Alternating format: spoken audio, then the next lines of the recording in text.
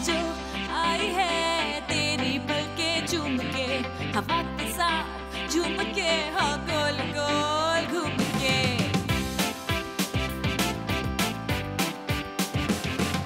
यूं ऐसे मुस्कुराई है ये सुबह जो आई है।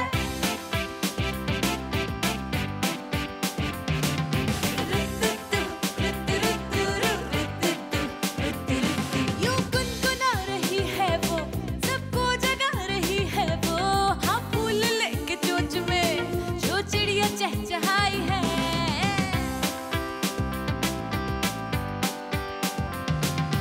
खुली खुली खुली खुली है ओस में धुली धुली, जरा जरा चुलबुली शरारतों में है गुली, सुबह जो आई है।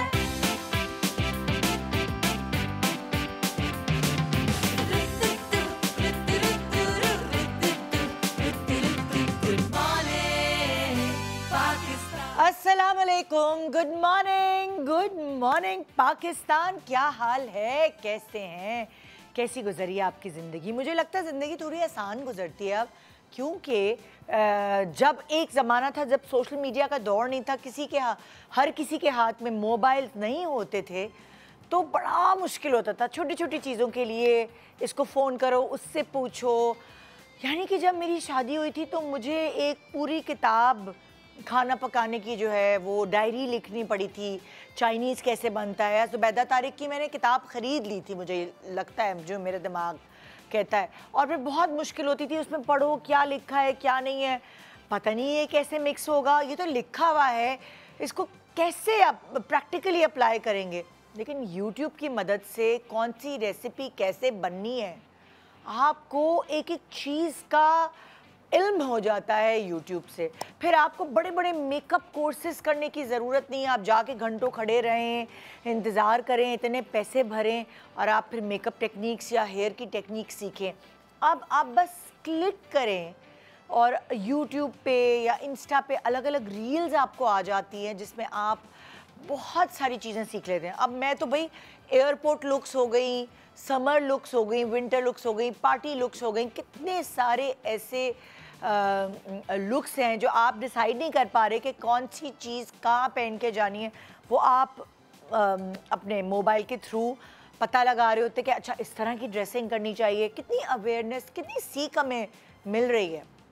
लेकिन देखें, जिस चीज़ के एडवांटेजेस होते हैं उसके डिसएडवांटेजेस में, तो सोशल मीडिया के डिसएडवांटेजेस हैं, बहुत सारे डिसएडवांटेजेस में एक डिसएडवांटेज ये है कि स्पेशली हेल्थ रिगार्डिंग जो रील्स या क्लिप्स आप देखते हैं उसमें सच्चाई कितनी है।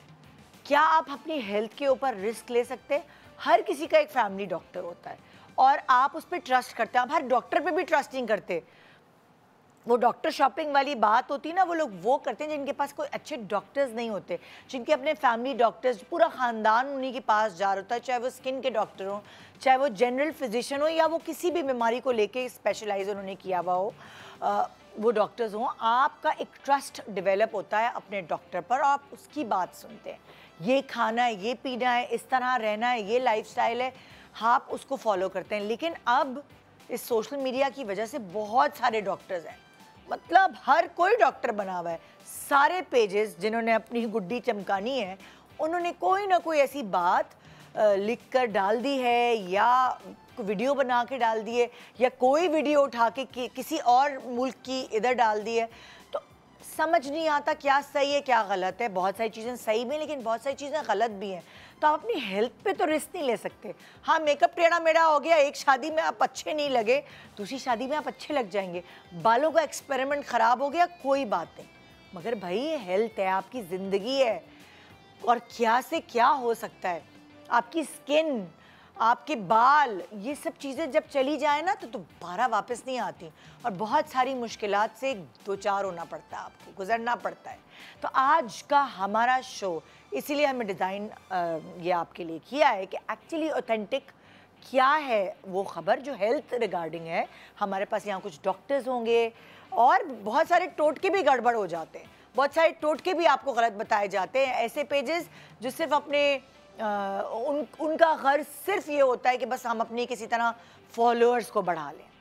तो हमारे आज के शो का नाम है ये डॉक्टर साहब। ये देखिए ज़रा, मैं आई तो मैं डर गई कि ये क्या मेरी टीम ने यहाँ शाहकार का किया है, ये कौन शख्स है जिसका मुंह जो है वो सोशल मीडिया पे लगा हुआ है।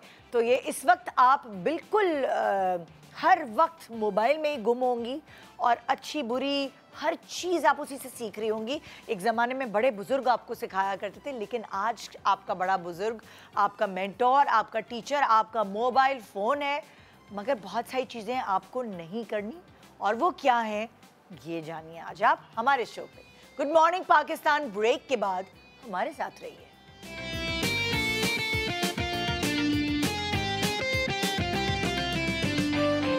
Welcome back. Good morning Pakistan. आज आप देख रहे हैं एक ऐसा शो जिसे मैं अगर ये कहूँ कि डॉक्टर इंस्टा जो है, इंस्टा पे हर कोई डॉक्टर बना हुआ है और आपके हेल्थ पॉइंट ऑफ व्यू से आपको ऐसे मुफीद मशवरे आपको लगता है कि वो मिल रहे हैं और आप सब कुछ अपने ऊपर अप्लाई कर रहे होते हैं, लेकिन वो सब चीज़ आपके हेल्थ के लिए अच्छी नहीं है। हाँ, ब्यूटी हेयर सही है, वो चल जाएंगे, लेकिन फिर भी हम उसके ऊपर भी बात करेंगे कि क्या दुरुस्त है और क्या सही नहीं है। आज हमारे पास जो पैनल है हमारा, जो थोड़ा ठप्पा लगाएंगे इस चीज़ को कि हाँ ये सही है, इसकी लॉजिक है, ये बिल्कुल सही लग रहा है, लेकिन बहुत सारी ऐसी चीज़ें जिसकी लॉजिक नहीं है। तो आइए मैं इंट्रोड्यूस कराती हूँ। मेरे पास है डॉक्टर इशरत अबूज़र, जो कि एस्थेटिक फिजिशियन एंड सर्जन है। अस्सलाम वालेकुम। कैसी हैं आप? अल्हम्दुलिल्लाह, ठीक ठाक है? बिल्कुल अल्हम्दुलिल्लाह। फिर मेरे साथ हैं यहाँ रुबीना अशरफ, जो जिनको बहुत सारी बातें पता होती है क्योंकि वो रिसर्च अपनी करती हैं प्रॉपर, और इसीलिए वो आज हमारी सही कैंडिडेट है इस प्रोग्राम के लिए। अस्सलाम वालेकुम। वालेकुम अस्सलाम। कैसी हैं आप? बिल्कुल ठीक ठाक है। और हमारे साथ है डॉक्टर बतूल अशरफ। अस्सलाम वालेकुम। क्या हाल है? बिल्कुल खैरियत से, अल्हम्दुलिल्लाह। आप डॉक्टर होने के साथ साथ ना हमारे साथ इतने टोटके वाले शोज आपने किए हैं कि आप उसमें भी काफ़ी उबूर हासिल हो गया आपको, है ना? बहुत शुक्रिया। हर्बल की तरफ और अपनी एंड मैं देखती हूँ, अच्छा वो मैं लोग मुझसे आकर कहते हैं कि यू आर ए हर्बलिस्ट।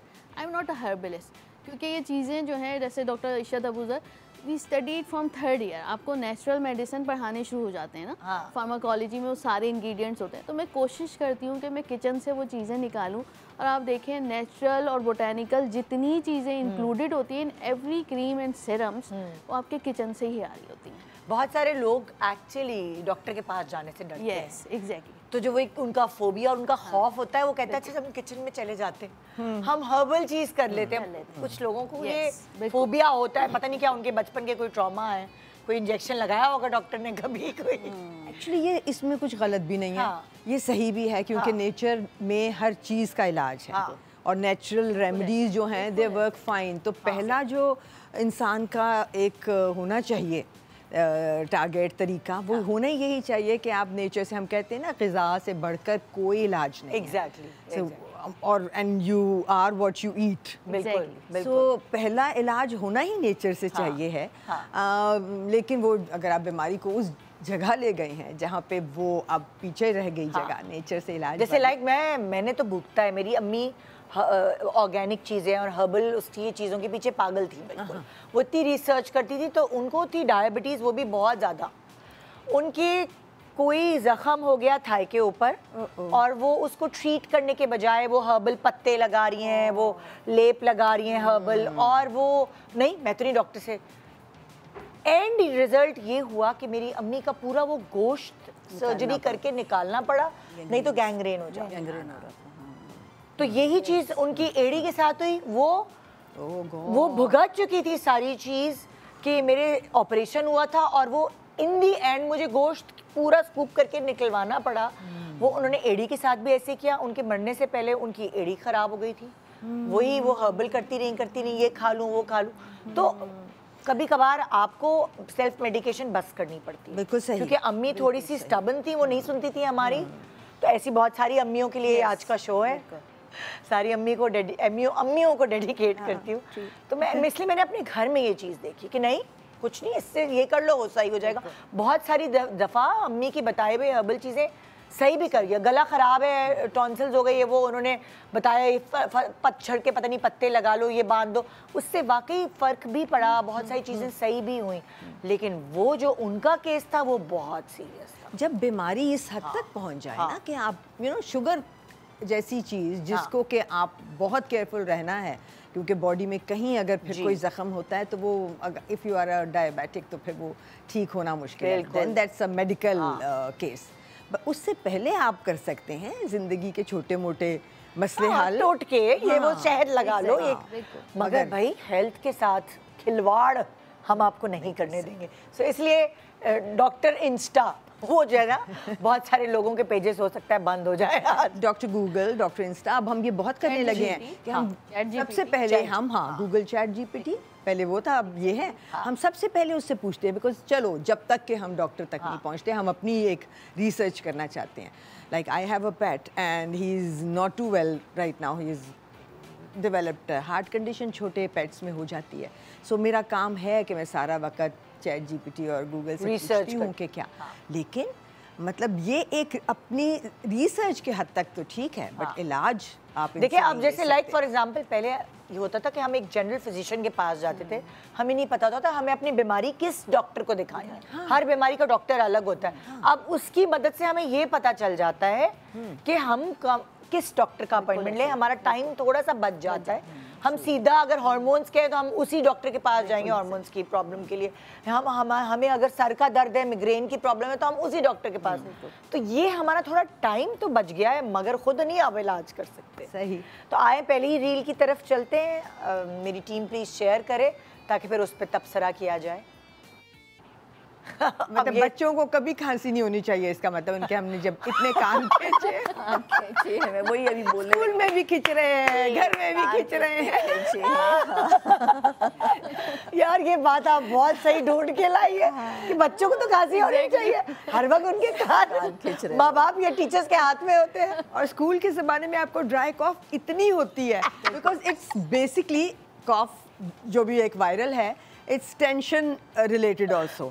जैसे ही इम्तिहान होते थे, मुझे याद है मुझे खांसी हो जाती थी, because nervous cough and it's anxiety related also, कि आपको एंजाइटी हो गई है ना, अब आप घबराहट में है तो आपकी कॉफ अगर है हल्की सी भी वो ट्रिगर हो जाती है, और एन उस वक्त पे आती है जिस वक्त आप कुछ नहीं कर सकते, ना पानी पी सकते हैं, ना खा सकते हैं। एग्जैक्टली। और मेरे साथ तो हमेशा पेपर देते हुए होता था, या दांत में दर्द या खांसी। अरे इट्स बिकॉज ऑफ दैट, जो हम जिस स्ट्रेस की आप बात कर रहे हैं, वेरी ट्रू, कि जब बॉडी के अंदर जब स्ट्रेस हार्मोन बढ़ता है ना, हम किसी वजह से भी तकलीफ में जाते हैं जहनी तौर पे, सो हमारी बॉडी एकदम शट डाउन होती है, ये याद रखें। उसमें हमें मोटापा भी होगा, उसमें हमें खांसी भी होगी, उसमें हमें अचानक कुछ नहीं था, मुझे बुखार हो गया, मैं बीमार हो गई, मैं तो इतने अरसे बिल्कुल ठीक। आप किसी भी इंसान को ज़िंदगी के सख्त ट्रॉमा से गुजारें, उसमें कुछ नहीं होगा, लेकिन उस ट्रॉमा के बाद उसको बहुत कुछ शुरू हो जाएगा, बिकॉज हमारा ब्रेन हमारी पूरी बॉडी को कंट्रोल करता है, ठीक है।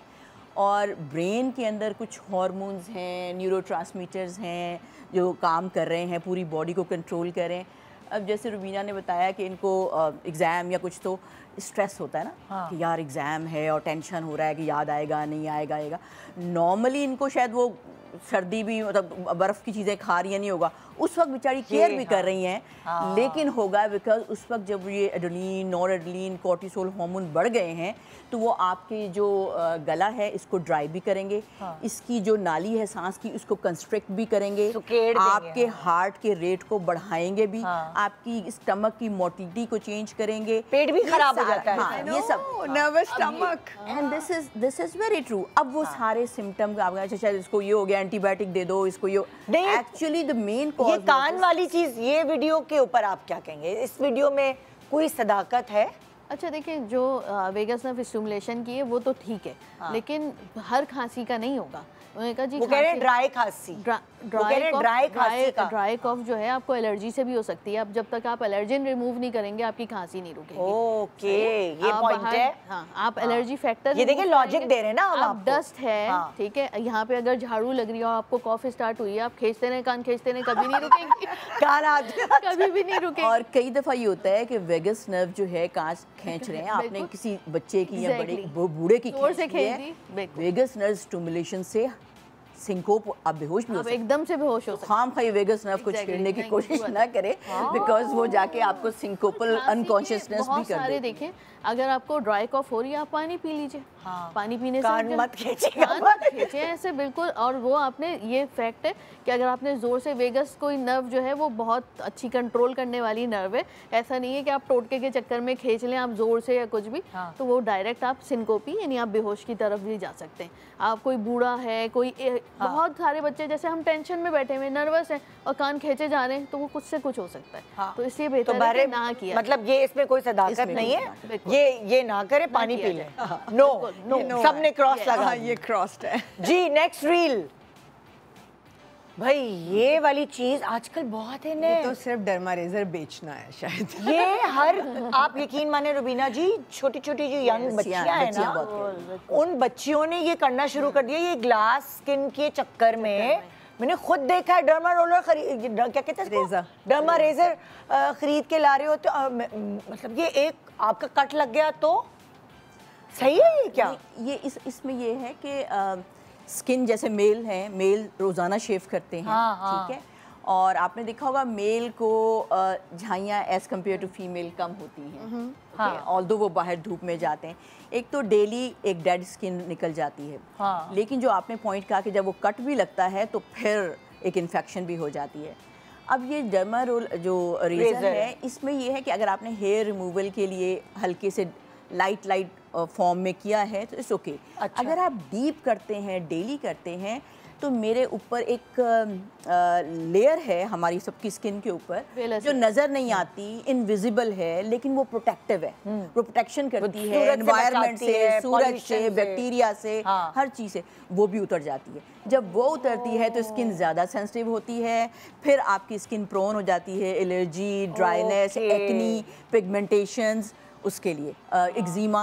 सो ये बैलेंस के कितना बैलेंस और किस लेयर पे, तो ये तो ज़ाहिर एक्सपर्ट ही बताता है। तो अपने ओन पे अभी तो वो इसलिए कह रहे हैं कि यंग एंड जैसे जैसे एज आएगी, आप देखें स्किन की जो छोटा बच्चा या यंग बच्ची है, उसके अपने हार्मोन्स ये सब इतने अच्छे होते हैं कि डेली, छोटे बच्चे की तो हर डेली नहीं आती है। जैसे आप 20 तक होते हो तो स्किन जल्दी जल्दी रिन्यू हो जाती है, उसके बाद स्किन रिन्यू नहीं होती, 6-6 महीने, साल गुजर जाते हैं। तो तभी हम डर्माब्रेशंस और ये करके उसकी डेड स्किन रिमूव करके आते हैं। अब जब स्किन रिमूव नहीं होगी और आपने ये डेली ये वाला काम किया हुआ है, तो फिर स्किन जो है वो ज़्यादा ड्राई की तरफ जाएगी, पिगमेंटेशन की तरफ जाएगी, कोई ना कोई एक्नी, एक्जिमा इसकी तरफ चली जाएगी। बिकॉज नॉर्मल नेचुरल जो हमारी फॉस्फोलिपिड होती है, एक लेयर इनविजिबल प्रोटेक्टिव, वो डैमेज हो जाता है। कभी किसी कोई शादी वादी है तो उसके लिए एक आध दफा कर लिया, एक आध दफा 6 महीने में एक दफा, हाँ 6 महीने 3 महीने में, एंड अ वेरी सुपरफिशियल कि आपको अच्छा लुक तो आता है, हाँ उससे बाल उतर जाते हैं, बट नॉट डेली कि आप उसकी डेली की एक्चुअल प्रोटेक्टिव लेयर ना खत्म कर दें। कभी आपने किया है? नहीं। हाँ, मैंने एक दफा करवाई है सैलून से। मैंने आलिया फारूक से करवाई थी और ऐसी कंचा स्किन हुई थी, स्किन पील हुई है ना, पील हुई ना, एक फ्रेश स्किन। और मैं वो पूरा फेशियल करवा के ना, कोई उस फेशियल का कोई खास नाम होता है, वो मैं करवा के पता है कहाँ चली गई, धूप में, फार्म हाउस पे, खुशबख्श शुजात की पिकनिक पे चली गई धूप में। उस वक्त तो बहुत मैं अच्छी लग रही थी, बड़ी अच्छी तस्वीरें आई, मैंने बड़ी अच्छी आलिया को वीडियो बना के भेजी है वो। उसके बाद उसने मुझे कहा था धूप में नहीं जाना, जी हाँ, ख्याल करना पड़ता है। दिस इज द रीजन क्यों नहीं जाना, बिकॉज लेयर उतर चुकी है, अब आपको डायरेक्ट जा चुकी है। बिल्कुल। तो फिर जो मेरा हशर हुआ था, मैंने कहा हाय मैं और नहीं कराऊंगी कभी भी, क्योंकि मैंने गलती की, वो लेयर ही उतार दी जो धूप से आपको बचाती है। एग्जैक्टली। तो ये है सीन। तो इसलिए इसको भी आप कहते हैं कि नहीं, once in a blue moon या नहीं? Once in a blue moon, but not at home. It's not at home treatment. Not at home, not regular basis. Not regular basis. कभी कभी अपने बालों का रुआं उतार के आपने कर लिया कि स्किन में, क्योंकि बालों की वजह से आपको लग रहा होता है ना कि जी स्किन में हेयर छोटे छोटे से रुआं से हेयर है तो मेकअप को अच्छा नहीं लग रहा। कभी कभार आप ब्लीच कर करके ना अपने शक्ल शेरनी जैसी लगने लगती है, वो गोल्डन बाल आ जाते हैं बड़े बड़े। इट्स मच बेटर कि go for the laser hair removal, जो कि सिर्फ लेजर हेयर्स को खत्म करता है, आपकी लेयर को खत्म नहीं करता। स्किन की प्रोटेक्टिव लेयर को चाहे वैक्सिंग हो चाहे ये हो, इससे ना छेड़ें। जितनी प्रोटेक्टिव लेयर रहेगी आप उतने यूथफुल रहते हो, उतनी देर तक आपकी स्किन। तो आप कहती हैं कि अगर हेयर रिमूवल वाला जो सिनेरियो है वो आप लेजर से करवाएं जी, बजाय इसके कि आप वो शेव, क्योंकि जब आप लेजर से भी करवाते हैं तो वो आपको वैक्स नहीं करानी होती, आप रेजर ही करके जाते हैं। नहीं, हम तो trimmer, it's like a trimmer, don't go very close to the skin, because मेरे पास पेशेंट आते हैं हल्का से ट्रिम किया ताकि मुझे रूट्स नजर आ रही हैं, पूरा शेव ब्लेड नहीं यूज करना उस पे। तो जो रेजर से जो बालों की जड़ होती है वो जल जाती है, क्या होता है जिसकी वजह से बाल कम होते हैं? लेजर से आपके अंदर खास एक रेडियो फ्रिक्वेंसी, एक हीट की, एक एनर्जी की ऐसी वो चीज़ होती है कि जहाँ बालों की रूट स्किन के अंदर है, और वो एक जगह नहीं है, 3 लेयर्स में है, ठीक है? एक तो नजर आ रहे हैं, एक नीचे बैठे हुए हैं, एक नीचे ग्रो कर रहे हैं, तो क्योंकि एक बाल उतरेगा नीचे से दूसरा आएगा, तो वो अब आप जब लेजर करते हैं तो उसकी जो जड़ होती है, फॉलिकल होता है, वो वीक होना शुरू जाता है, बिकॉज आपकी एनर्जी आ रही थी उसमें, पूरा ब्लड आ रहा था, सब कुछ था, अब आपने उसको ड्राई करते करते करते वो डेड हो गया, वो डेड हो गया, तो अब नेक्स्ट टाइम वो वाला बाल तो आपका ख़त्म है, ठीक है? अब दूसरा नहीं आएगा, अगर उसके नीचे, क्योंकि अल्लाह ने सिस्टम रखा, दूसरा है वो आएगा। इसीलिए लेज़र के सेशन ज़्यादा होते हैं, बिकॉज 3 लेयर में 3 फेजेस में बाल चल रहे होते हैं, तो हम कहते हैं अच्छा नहीं ख़त्म हो गया, 2-3 में ख़त्म हो गया, वो बीबी आना है, बिकॉज नीचे वाले ऊपर आएंगे, तो वो फिर हम नीचे वाले डिले हो जाता है। हाँ, डिले हो जाएगा और नीचे वाला ऊपर आए, तो वो फिर आहिस्ता सा 12-13 करने के बाद आपको लगता है कि 70% बाल ख़त्म हो गए, और जो आए हैं वो हल्का सा कोई रुआं जो कि होने चाहिए रेगुलेशन ऑफ टेम्परेचर के लिए, इनगल्फ ऑफ बैक्टीरिया को पकड़ने के लिए, और बहुत सारी चीज़ों के लिए, सो दैट इज़ वो बहुत harmless. I have a question, यही स्किन पील के रिगार्डिंग। ग्लाइकोलिक एसिड हम यूज़ करते हैं डिफरेंट, मैं आजकल यूज़ करती हूँ, you know, on end of, तो वो भी पील करता है आपकी स्किन को। अगर आप रात को सोते हुए लगा लें और फिर आप उसके ऊपर क्रीम लगा लें, and then when you know scrub, तो आपको पता चलता है that something is coming off, and then gives a very glow उतरने के बाद। वो भी गलत है? Not daily, that is wrong. मैंने कहा ना कि छोटी बच्चों को तो वैसे ही नहीं करना चाहिए, यंग बच्चियों को नहीं करना चाहिए। हम एज में जैसे ही हम 25-30 क्रॉस करते हैं तो हमारी स्किन की जो रिन्यूअल है, नई स्किन आएगी, पुरानी उतर जाएगी, जो बच्चों में होती है वो डिले होना शुरू हो जाती है। एज आ गई अब, ठीक है, अब वो एज है तो हम या तो डर्माब्रेजन, ग्लाइकोलिक पील, इन चीज़ों से रिमूव करते हैं, बट नॉट डेली, बिकॉज जब आपने डेली किया तो फिर अगेन यू आर हार्मिंग कि जो मेरी नई स्किन आई है, एक नीचे की स्किन को ऊपर आने में once a week या 10 days? Once, I would say once in 20 days, because 20 days के बाद एक लेयर सेल्स की ऊपर आती है। That also related to age. That is also younger, maybe in younger ना करें people, आप, in 20 days, in older, maybe slightly later. एक छोटे से ब्रेक के बाद देखते रहिए good morning Pakistan, doctor Insta.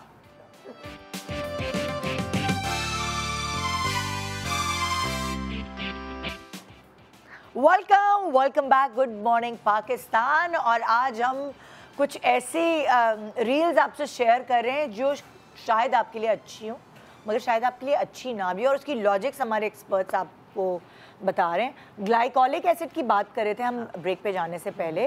मैं एक सवाल करना चाह रही थी आप लोगों से कि क्या ग्लाइकोलिक एसिड स्कैल्प की हेल्थ के लिए भी अच्छा है? अगर खुश्की, डैंड्रफ, सिकरी ये सब चीज़ें हो रही हैं तो क्या हम उसे सर की स्किन के लिए भी यूज़ कर सकते हैं? कर सकते हैं, बिल्कुल कर सकते हैं। ग्लाइकोलिक एसिड जो है ना, अल्फा हाइड्रोक्सी एसिड है। अच्छा, तो ये उन लोगों के लिए ख़ास तौर पर जिनका स्कैल्प फ़ौरन जो है स्वेटिंग होती है, पसीना आता है, कंट्रोल डैंड्रफ कंट्रोल नहीं हो रही है, उनके लिए बेहतरीन होता है। लेकिन मैं हमेशा ये कहती हूँ कि आप उसको डाइल्यूटेड फॉर्म में यूज़ करें। अगर आपके पास 10% ओरिजिनल ग्लाइकोलिक एसिड है तो आपने उसमें 10% वाटर डालना है। अच्छा। लाइक आप अगर 1 चम्मच यूज़ करें और फिर उसको रुई में लगा के आप आपने स्कैल्प में लगा लिया। इससे वो लोग टीनेज जो बच्चे हो रहे होते हैं एंटर 12 साल से लेकर 18, उनकी डैंड्रफ बहुत जल्दी कंट्रोल, वो लोग जिनको एंटी फंगल से फ़ायदा नहीं हो रहा होता या फ़ायदा हो रहा होता है लेकिन एक हफ्ते में वापस आ रही होती है, वहाँ पे ग्लाइकोलिक एसिड बहुत अच्छा वर्क करता है। ऐसा क्यों होता है कि जैसे लाइक अगर आपको खुश्की हो रही है और आपने ऑयलिंग की और आपने फिर शैम्पू किया उसके बाद, तो आपकी खुश्की काफ़ी हद तक ख़त्म हो जाती है? अच्छा, ऐसा क्यों है? वो तो ऑयली स्कैल्प है। फिर ऑयली स्कैल्प है, देखिए आप ऑयल जो है वो मॉइस्चराइजर है, खुश्क डैंड्रफ जो है वो खुश्की है ना, खुश्क है तो वो निकाल तो देता है, लेकिन तेल लगाना डैंड्रफ के ऊपर और ज़्यादा जो है वो मुश्किलात को बढ़ाता है। लेकिन उस वक्त तो बाज़ाहिर नजर आ रहा होता है कि हाँ, लेकिन आप उस साइकिल से निकल नहीं पाते क्योंकि आपने ऑयल लगाया, आपका स्कैल्प वैसे ही बहुत ऑयल प्रोड्यूस कर रहा है, ठीक है, आपने ऑयल लगाया और मजीद जो है उसके ऊपर ऑयल थोप दिया। अब आपने क्योंकि शैम्पू किया, उसको एक्स्ट्रा रिंस किया, आपने शैम्पू डबल किया, तो फिर जब डबल किया तो वो उस वक्त तो निकल गया, लेकिन वो आपके अंदर जितने स्कैल्प के अंदर आपके ग्लैंड्स हैं वो उसी में जाकर जो है कंजेस्टेड हो गए, वो अंदर चला गया तेल। अब आपको फील होगा कि मैंने आज शैम्पू किया और 6 घंटे बाद दोबारा मेरा सर ऑयली हो रहा है, तो ये एक विशियस साइकिल है जिसमें से आप निकल नहीं लगाऊंगी ऑयल। जब आपको डैंड्रफ हो, ऑयल का ऑयल से जो है डेफिनेटली जैसे हम स्किन पे कुछ लगाते हैं तो इससे न्यूट्रिशन अच्छा ऑयल, प्योर ऑयल न्यूट्रिशन है आपके बालों के लिए। आप जब बालों की जड़ों में लगाते हैं तो छोटे छोटे पोर्स हमारी स्किन पे, जैसे क्रीम हम एक्ने की लगाते हैं तो अंदर जाती है, इसी तरह इसके अंदर से भी वो जाती है, ठीक है। तो न्यूट्रिशन है, अच्छी है, बहुत अच्छा है। लेकिन अगर डैंड्रफ है या कोई स्केल्स, एक्जिमा, सोराइसिस के, अब वो खाली वो नहीं है ना, अब वो एक डिजीज़ है, अब एक जरासीम आया हुआ है, ठीक है। तो उसके लिए उसको ट्रीट करना चाहिए। ऑयल का जो है आई मस्ट से कि ऑयल बुरा नहीं है, ऑयल लगाते हैं, सदियों से लगाते हैं, लोगों के बाल बहुत लंबे लंबे भी होते थे। डिज़ीज़ प्रॉब्लम है तो अगर आपके पास नहीं है, कोई डिज़ीज़ नहीं है, तो ऑयल लगा के आपने वॉश किया, ठीक है। अगर कोई प्रॉब्लम है, कोई इसी डैंड्रफ या स्कैल्प के अंदर फुपड़ियाँ सी बनी हुई हैं, फिर ऑयल लगाते हैं तो वो और इसके साथ वो हो जाती। तो आपको करना, जैसे हम ग्लाइकोलिक एसिड कह रहे थे, इसी तरह एप्पल साइडर विनेगर होता है, अच्छा। वो भी एक तेज़ाब ही है ना, एसिटिक एसिड है, तो वो लेके थोड़े से पानी में, तो आप नहाने से थोड़ी देर पहले उसको अच्छी तरह वहाँ पे लगा लें। इवन लेमन लेके, योगर्ट, लैक्टिक एसिड, एसिडिक चीज़, ग्लाइकोलिक एसिड, लैक्टिक एसिड, कुछ भी, वो लेके नहाने से पहले थोड़ी देर लगा के आधे घंटे, उसके बाद आप नहा लें, तो वो उस एसिडिक, चाहे वो ग्लाइकोलिक एसिड, दही भी लगाते हैं, कहते हैं दही लगाने से वो एसिडिक है ना, दही इन सब चीजों में से बेस्ट है, लैक्टिक एसिड है ना, उसके फायदे, लैक्टिक एसिड है, विनेगर के अंदर सिट्रिक एसिड है, ये ग्लाइकोलिक एसिड है। सो एसिडिक चीज लगा के तो वो एक जो चीज ऊपर आई हुई है वो उसके अंदर एसिड से तजाबी वो निकाल देगा उसको, तो वो सही हो जाएगी। लेकिन ये इस डैंड्रफ या सोराइटिक जो भी अंदर डिजीज चल रही है उसका ट्रीटमेंट नहीं है। फॉर द टाइम बीइंग आपकी वो चीज़ बेहतर हो जाए। But I tell you one thing, glycolic acid is the best deodorant ever. Deodorant, yes yes, it's a true fact. Yes yes yes, exactly. सुबह में लगा लें, देखो चाहे कितना पसीना आपको आए, you don't smell, you don't feel bad. कोई डिओड्रेंट वैसे काम नहीं करता जैसे ग्लाइकोलिक एसिड करता है। इवन आपकी जो एलम है, क्या कहते हैं, फिटकरी, एल्युमिनियम क्लोराइड, ये आपकी स्ट्रॉन्गर है, वो स्ट्रॉन्ग है। मेक इट पानी में मिला आप उसको गुलाब के रखो, नहीं उस गुलाब के अरक के अंदर फिटकरी डाल के उसका वो बना रेशो करना पड़ेगा, और अगर आप नहीं करेंगे वो आपकी स्मेल नहीं आएगी कि वो आपके कपड़े जला देती है। But you know that happened to me. नहीं, but my favourite shirt, and और मैं इतनी खुश थी फिटकरी के इस फॉर्मूले से that I take a bath, put फिटकरी on my under my armpits, and मैं कह रही हूँ ये तो नई शर्ट थी से क्या वो फट गई, पसीना आया, फिटकरी थी, डायरेक्ट नहीं लगाना। मसलिन की shirt, it just I took it to the mercury वाला, उसने कहा बाजी इसका कुछ नहीं हो सकता। नहीं, वो डायरेक्ट को डाइल्यूट करना है। I give it to my staff, देर पहले लगाना। I give it to my staff, घर के स्टाफ को अगर कोई स्मेल करता है तो उसको मैं फिटकरी ज़रूर देती हूँ, बिकॉज बॉयज़ हैं उनको इतना कोई फ़र्क नहीं पड़ता। सो बट फिटकरी is also one thing, but for me it's glycolic acid। Acidic चीज़ है ना, ये बहुत अच्छा आइडिया है। और उसके अंदर स्वेटिंग जो है आपकी कम हो जाती है। नेक्स्ट रील की तरफ चलते हैं, फिर नेक्स्ट आगे बढ़ते हैं जी। नेक्स्ट रील ये लेटेस्ट है, I send it to both my kids. अब मुझे नहीं पता क्योंकि मैं एक्साइटेड हो गई, इस पे मैं बहुत एक्साइटेड हुई थी and I want to try this. मुझे सर दर्द होता नहीं है, हाँ। माशाल्लाह माशाल्लाह, तो मुझे इतना पता नहीं, तो मैं I gave it to them कि ये ट्राई करो, but I want to know ये क्या है। It's a myth. It's a complete myth. Literally a myth, complete myth. Yes. तो ये बहुत इंटरेस्टिंग है। हाँ, मुझे ये अच्छा latest लगा। है, हाँ। वो सुनने में बड़ा अच्छा लग रहा है। अरे बर्फ रख, क्या इसमें क्या है, नुकसान तो नहीं होगा? नहीं, इसमें बर्फ वाला एक जो चीज़ जो थोड़ी सी प्रूवन भी है, जिसकी साइंटिफिकली बताती हूँ कि आपको अगर हेडेक हो रहा है ना, तो ये गर्दन के पीछे जो ऑक्सीपिटल रीजन है वहाँ बर्फ या ठंडा देर तक रखें, तो ये जो वेसल्स हैं, ब्लड वेसल्स, हेडेक में ब्लड वेसल्स खुल जाती हैं, मिग्रेन में ओपन होती हैं, बड़ी हुई तो उससे होता है, तो वो ब्लड वेसल्स का जो ट्रंक है यहाँ पे उसको वो श्रिंक करता है, ब्लड वेसल थोड़ी कंट्रोल होती हैं, तो दैट इज, बट इधर उधर रखने से कुछ नहीं होता। ये रिफ्लेक्सोलॉजी में कहते हैं कि अगर आप ये प्रेस करें तो हेडेक सही होता है, ये उनका है, लेकिन आप साइंटिफिकली या आप मेडिकली अगर पूछें तो it's a myth. It's a myth. हाँ, तो ये ऑक्सीपिट का सही बजाय है। यहाँ रख लें। हाँ, यहाँ पे अगर आप बर्फ बिल्कुल जो सर के बिल्कुल पीछे है, से अगर आप मसाज भी करें, हाँ बिल्कुल, जहाँ नेक जोड़ रही भी है रख लें तो आपको पेन रिलीफ मिलता है। अगर आप यूँ 2 उंगलियां ऐसे करके अगर आप रख भी लें, बर्फ नहीं है अगर आपके पास, तो आप यूँ रखते हैं तो आपको रिलीफ होगा। देखिए ना, जब मसाज होती है सर की, तो यहाँ जब करते हैं कितना मजा आता है ना, यहाँ वो ट्रंक है पूरा जो ब्लड सप्लाई लेके जा रहा है है। कोई ऐसी नर्व, क्योंकि ये जगह दबाने से भी या यहाँ मसाज करने से ये भी वाला ये वाली जगह ये आ रही है, यहाँ से आ रही और है। फिर और आप कह रहे हो कि ये ना है बात। सुकून मिलता है। हाँ। ओके, सही है भाई। भाई वो उस बर्फ को उठा के थोड़ी देर यहाँ रख ले, यहाँ रख के रहेंगे, सर का दर्द होता रहेगा, उसकी पोजीशन चेंज। किसी ने ट्राई किया है कभी वैसे?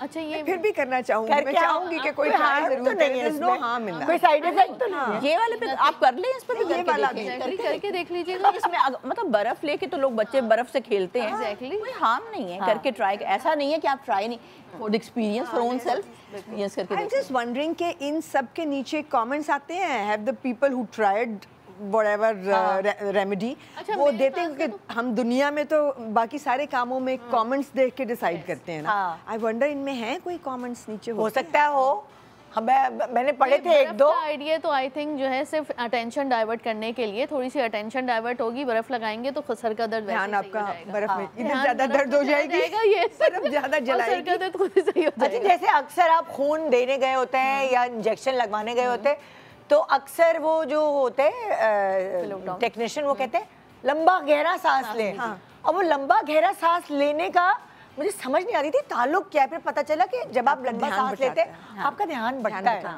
जो सुई की प्रिक होती है वो आपको नहीं चुभती, क्योंकि आपका ध्यान लंबा सांस लेना। ऐसे ही ऐसे ही। ये हमें उल्लू बनाते हैं। इसकी कोई साइंटिफिक वो नहीं है। इसकी साइंटिफिक ये है, इसकी साइंटिफिक वो ये चीज़ है कि आप जब ब्रेन को डिस्ट्रैक्ट करते हैं, लेट्स सी बहुत कहीं आप बहुत बीमार हैं या बहुत कोई बुरी खबर आपको आ गई है और आपको लग रहा है कि मेरा हार्ट बिल्कुल फेल होने वाला है, तो आपको एक डिस्ट्रैक्ट करते हैं लोग, अच्छा अच्छा ये देखो ये अच्छी चीज़ है, तो ब्रेन क्योंकि मैंने कहा बहुत इंपॉर्टेंट होता है, वो सिग्नल देता है, ठीक है।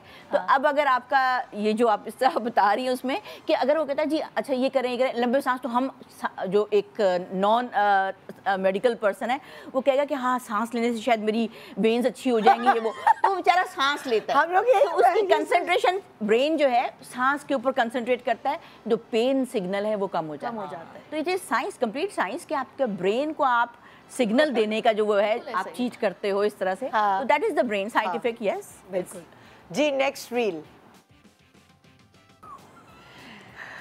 It's a complete myth, it's a complete myth.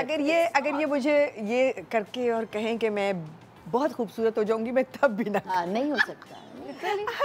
इतनी बदबू के साथ सोना। प्याज तो कहते हैं ना कि उससे वो टॉक्सिन्स जो है वो अब्जॉर्ब करता है अपने देखिए अंदर। प्याज में सल्फर होती है, हाँ। ठीक है ना, तो आपका जितना वो है सल्फर का इतना कोई वो नहीं है, और आपने बांध लिया और ओवरनाइट रखना है। आप थोड़ी देर के लिए करके देख लें अगर आपको लगता है आपके टॉक्सिन्स रिमूव हो रहे हैं, हाँ। लेकिन पैक करने से आपकी सिर्फ सर्कुलेशन जो है वो रुकेगी, सही है। Blood रात में circulation ब्लड आपकी, सर्कुलेशन ना, हाँ। आपकी ऑक्सीजन जो है वो पैरों से दिमाग तक जा रही है, हाँ। तो जब पैरों से दिमाग तक जा रही है आपको तो ऑक्सीजन की नीड है। आप रैप करके कुछ भी, आपने सुना होगा बड़े बूढ़े कहते थे कभी मोजा पहन के नहीं सोना, कहते हैं ना, ठीक है, चादर आपकी फुल्ली कवर ना हो, आप थोड़ी सी हटा दिया करो या लिहाफ ना हो। वाई, इसलिए कि आपकी ऑक्सीजन जो है वो फुल्ली ब्रेन तक नहीं पहुँचती है, फिर आपकी नींद टूटती है बार बार, फिर आप उठते हैं, ठीक है। तो रीज़न इज़ दैट कि कवर करना, और प्याज में कोई ऐसी चीज़ नहीं है जो आपके टॉक्सिन्स रिमूव करे। ये जो फैक्ट है कि आप जो रैप कर रहे हैं तो वो आपके प्रेशर पॉइंट्स देगी, थोड़ा सा प्रेशर देगी, उससे थोड़ा बहुत आपको रिलीफ हो जाए। लेकिन ऑयल लगाना, उसका मसाज करना पूरे नीचे सोल में ऊपर से लेकर नीचे तक के, वो आपकी स्लीप में हेल्प करता है, आपके टॉक्सिन्स रिमूव करता है, आपकी ब्लड सर्कुलेशन अच्छी करता है। तो आप कोई सा भी ऑयल लेकर आप अपने हाथ से उसको जो है मसाज कीजिए, और रात में मसाज करके सोना पूरी आपकी फुल्ली हेल्थ के लिए बहुत फ़ायदेमंद होता है। कोई रेमेडी आप करें ना करें, सिर्फ मसाज, कोई भी ऑयल ले लें, कोई भी ऑयल, बस आप करते ही है ना। अब ये हमारा रिचुअल है ना कि हम रात को सोने से पहले क्रीम लगाते ही हैं पैर में। That's the same thing, because वैसे भी आपको लगानी ही चाहिए। आप जो प्रेशर दे रहे हैं, आपका ऑक्सीजन जो है वो टुवर्ड्स ब्रेन जा रहा है, तो आपको रिलीफ मिलता है। अब वो खामखाई में पैर में आप ये करेंगे, आपके बेचारा बराबर वाला सो रहा होगा, उसको प्यास की बदबू आती रहे मुस्तकिल। ये पता था कि बचपन में अगर किसी को सुबह स्कूल नहीं जाना होता था तो बगल में प्याज रख लेते और अब सुबह बुखार हो जाएगा। सो अब बॉडी, इसका मतलब बॉडी टेम्परेचर आपका इंक्रीज करता है, वो हाई करता है। ऐसा तो नहीं हुआ कि उन लोगों के टॉक्सिन्स रिमूव हो गए और वो तो पता नहीं क्या हो गया। इन अ वे जो आप ये कह रही हैं, ये पुराने ज़माने में वो वाकई जो बहाने से रखते थे, उसमें क्या होता है कि इट्स लाइक अब जब आपने रखा है तो इसके अंदर not only sulphur, there are multiple allyl और ये सारी चीज़ें जितनी भी हैं वो डिटॉक्स तो करती हैं, लेकिन ये तरीका नहीं है करने का। आपने अगर रखा है तो उस जगह पे उसका टेम्परेचर थोड़ा, क्योंकि उसके अंदर से रिलीज़ होती है, जैसे ऑयल लगा लिया तो रिलीज़ होती हैं चीज़ें, तो उस जगह पे थोड़ा सा ब्लड सप्लाई गई तो टेम्परेचर आपका थोड़ा सा उस जगह इंक्रीज़ हो गया, तो आपको लगता है टॉक्सिन निकल गए। तो टॉक्सिन तो actually what is the reason of toxins, उसके निकालने के तरीके हैं। ऑक्सीजन बहुत लीजिए ताकि पूरे कार्बन डाइऑक्साइड कम हो, आपने पूरा पानी पिया ताकि दोनों गुर्दों से निकल के टॉक्सिन्स चले जाएं, यू वॉक, यू एक्सरसाइज ताकि पूरे मसल की सर्कुलेशन पूरे बॉडी की हो जाए, तो टॉक्सिन निकल जाएंगे। क्योंकि मतलब ये एक्सरसाइज करने के बाद या अच्छा 1 घंटा वॉक करने के बाद आपको बहुत अच्छी फीलिंग आती है, इससे कि आपका लिम्फेटिक ड्रेनेज हो जाता है, एक पोर आपका सांस ले रहा होता है। लिम्फेटिक ड्रेनेज क्या, आपका लिम्फेटिक सिस्टम क्या है, जो आपकी पूरी बॉडी टॉक्सिन्स को रिमूव करता है। आप जब वॉक करते हैं, आप एक्सरसाइज करते हैं, आपका लिम्फेटिक सिस्टम जो है फौरन जो है अपग्रेडेशन में जा रहा होता है। जितने टॉक्सिन्स होते हैं वो आपके लिम्फेटिक सिस्टम में जो रहे सहे रह जाते हैं, वो आपके किडनी से, गुर्दों से आपके खारिज हो जाते हैं थ्रू जो है यूरिन के। बेहतर तरीका यही है, बेहतर तरीका यही है टॉक्सिन रिमूव करने का, यही तरीका। प्याज खा ले भाई, प्याज खाने में बहुत अच्छा है, प्याज खा ले। और सर पे लगाने वाला वो पूछना है मुझे, सर पे प्याज मुझे नहीं समझ आया, मैं क्योंकि मैं नहीं हूँ ना, I can't stand the smell, I can't stand the smell.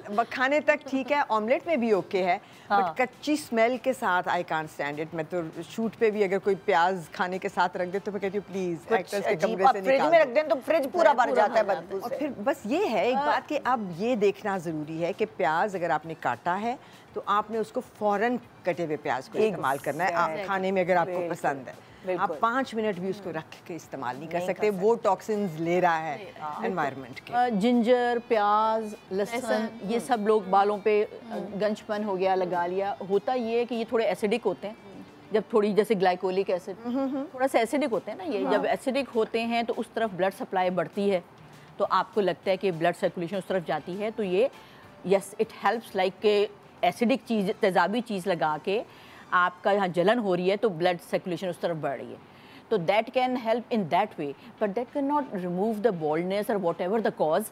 अपनी कॉज देख लीजिए पूरी, डॉक्टर को दिखा के व्हाट इज़ द रीज़न, किस तरह से है, क्योंकि आपने प्याज लगाया, आपको लगा 1-2 दफ़ा हाँ ठीक है, लेकिन आप लगाते कोई फर्क नहीं, रीज़न कुछ और था। तो बॉडी में क्या कमी हो गई है, क्या प्रॉब्लम आ गया है जिसकी वजह से बाल गिर रहे हैं, तो ये अपनी जो चीज़ें हैं ये अपनी क्वालिटी की वजह से, अपनी खसूसियत की वजह से एसिडिक हैं या ब्लड को बढ़ाती, लगा सकते हैं, नुकसान नहीं है, लेकिन वो उसका कंप्लीट ट्रीटमेंट भी नहीं है, क्योंकि वो टेम्पररी आपको लगा, उसके बाद पता नहीं यार हो नहीं अब नहीं हो रहा, तो वो भी मिथ है, वो शैम्पूज बनने शुरू हो गए प्याज वाले। क्योंकि देखिए ये अगर आपने खून ही की गर्दिश लानी है सर पर, वो तो मसाज से भी आ सकती है, जरूरी बदबूदार।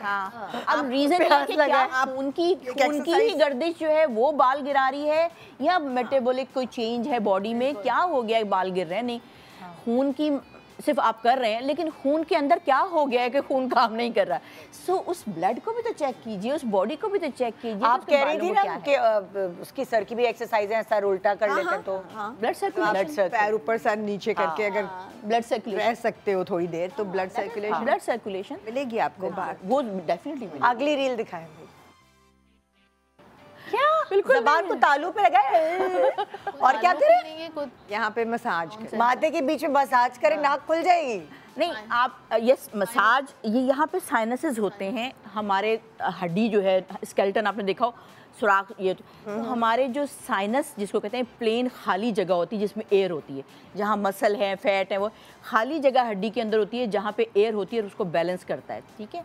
अब यहाँ पे साइनसेस हैं, 2 साइनसेस यहाँ हैं, 2 साइनसेस यहाँ हैं, 2 साइनसेस, तो साइनसेस तो हैं और उसके अंदर अगर कोई नज़ला आपका चला गया है, सिक्रीशंस हैं, तो यस उसका मसाज एंड हॉट फोमेंटेशन, वो जो ड्रेन उसके अंदर चला गया उसको निकालने में हेल्प करती है, दैट इज़ वेरी गुड। लेकिन ज़बान उसके साथ लगा दो, इसका मुझे नहीं, कोई साइंसेस नहीं है और कोई ताल्लुक है। लगा मे बी डबल, आपकी डबल चिन निकल सकती है उससे। नहीं, डबल चिन तो कम होती है, कम है ना। हाँ, ये है। अगर एक छोटा सा ब्रेक है इसका पता नहीं, एक ब्रेक के बाद बताएंगे आपको कि नाक कैसे निकाल सकते हैं।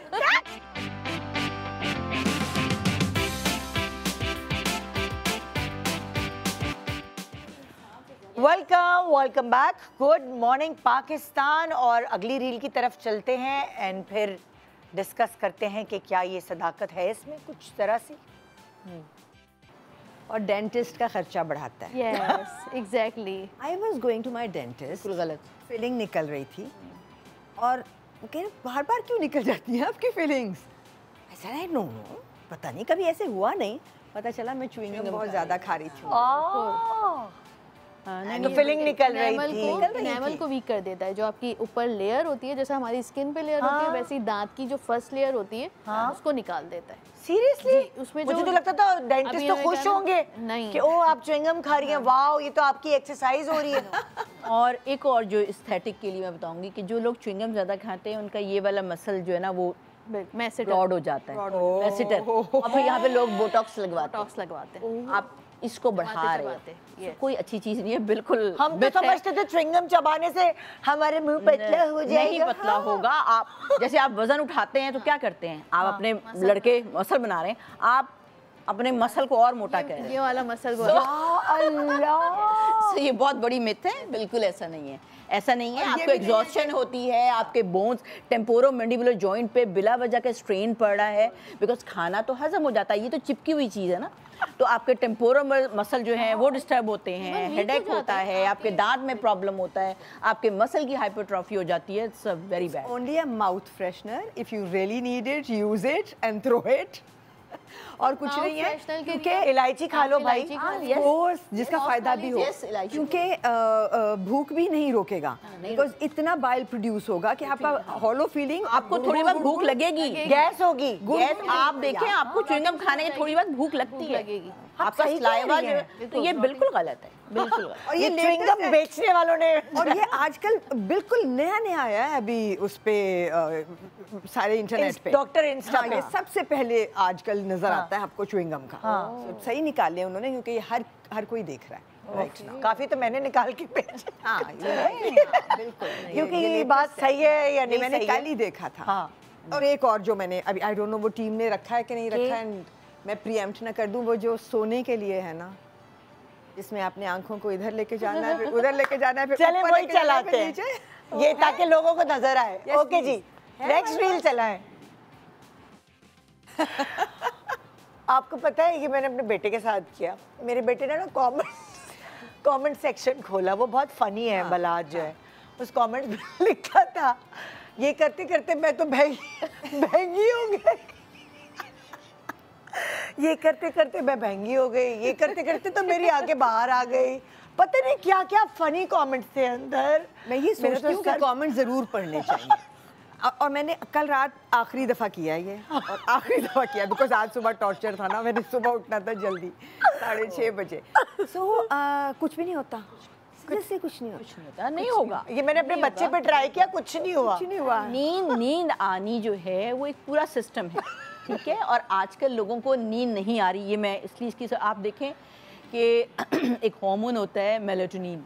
मेलाटोनिन हार्मोन जो है वो रात को गहरी नींद या गहरे अंधेरे में निकलता है, और कुदरत का निज़ाम है। आजकल तो मेलाटोनिन की टैबलेट्स भी आ रही हैं। मेलाटोनिन जो है वो जब निकलता है तो आपको नींद आना शुरू हो जाती है, मेलाटोनिन आजकल कम हो रहा है लोगों में, वजह के सनलाइट में जो ट्रिप्टोफेन होता है, एक चीज़ होती है वो बनती है, उससे मेलाटोनिन, तो सन से बनता है ये मेलाटोनिन।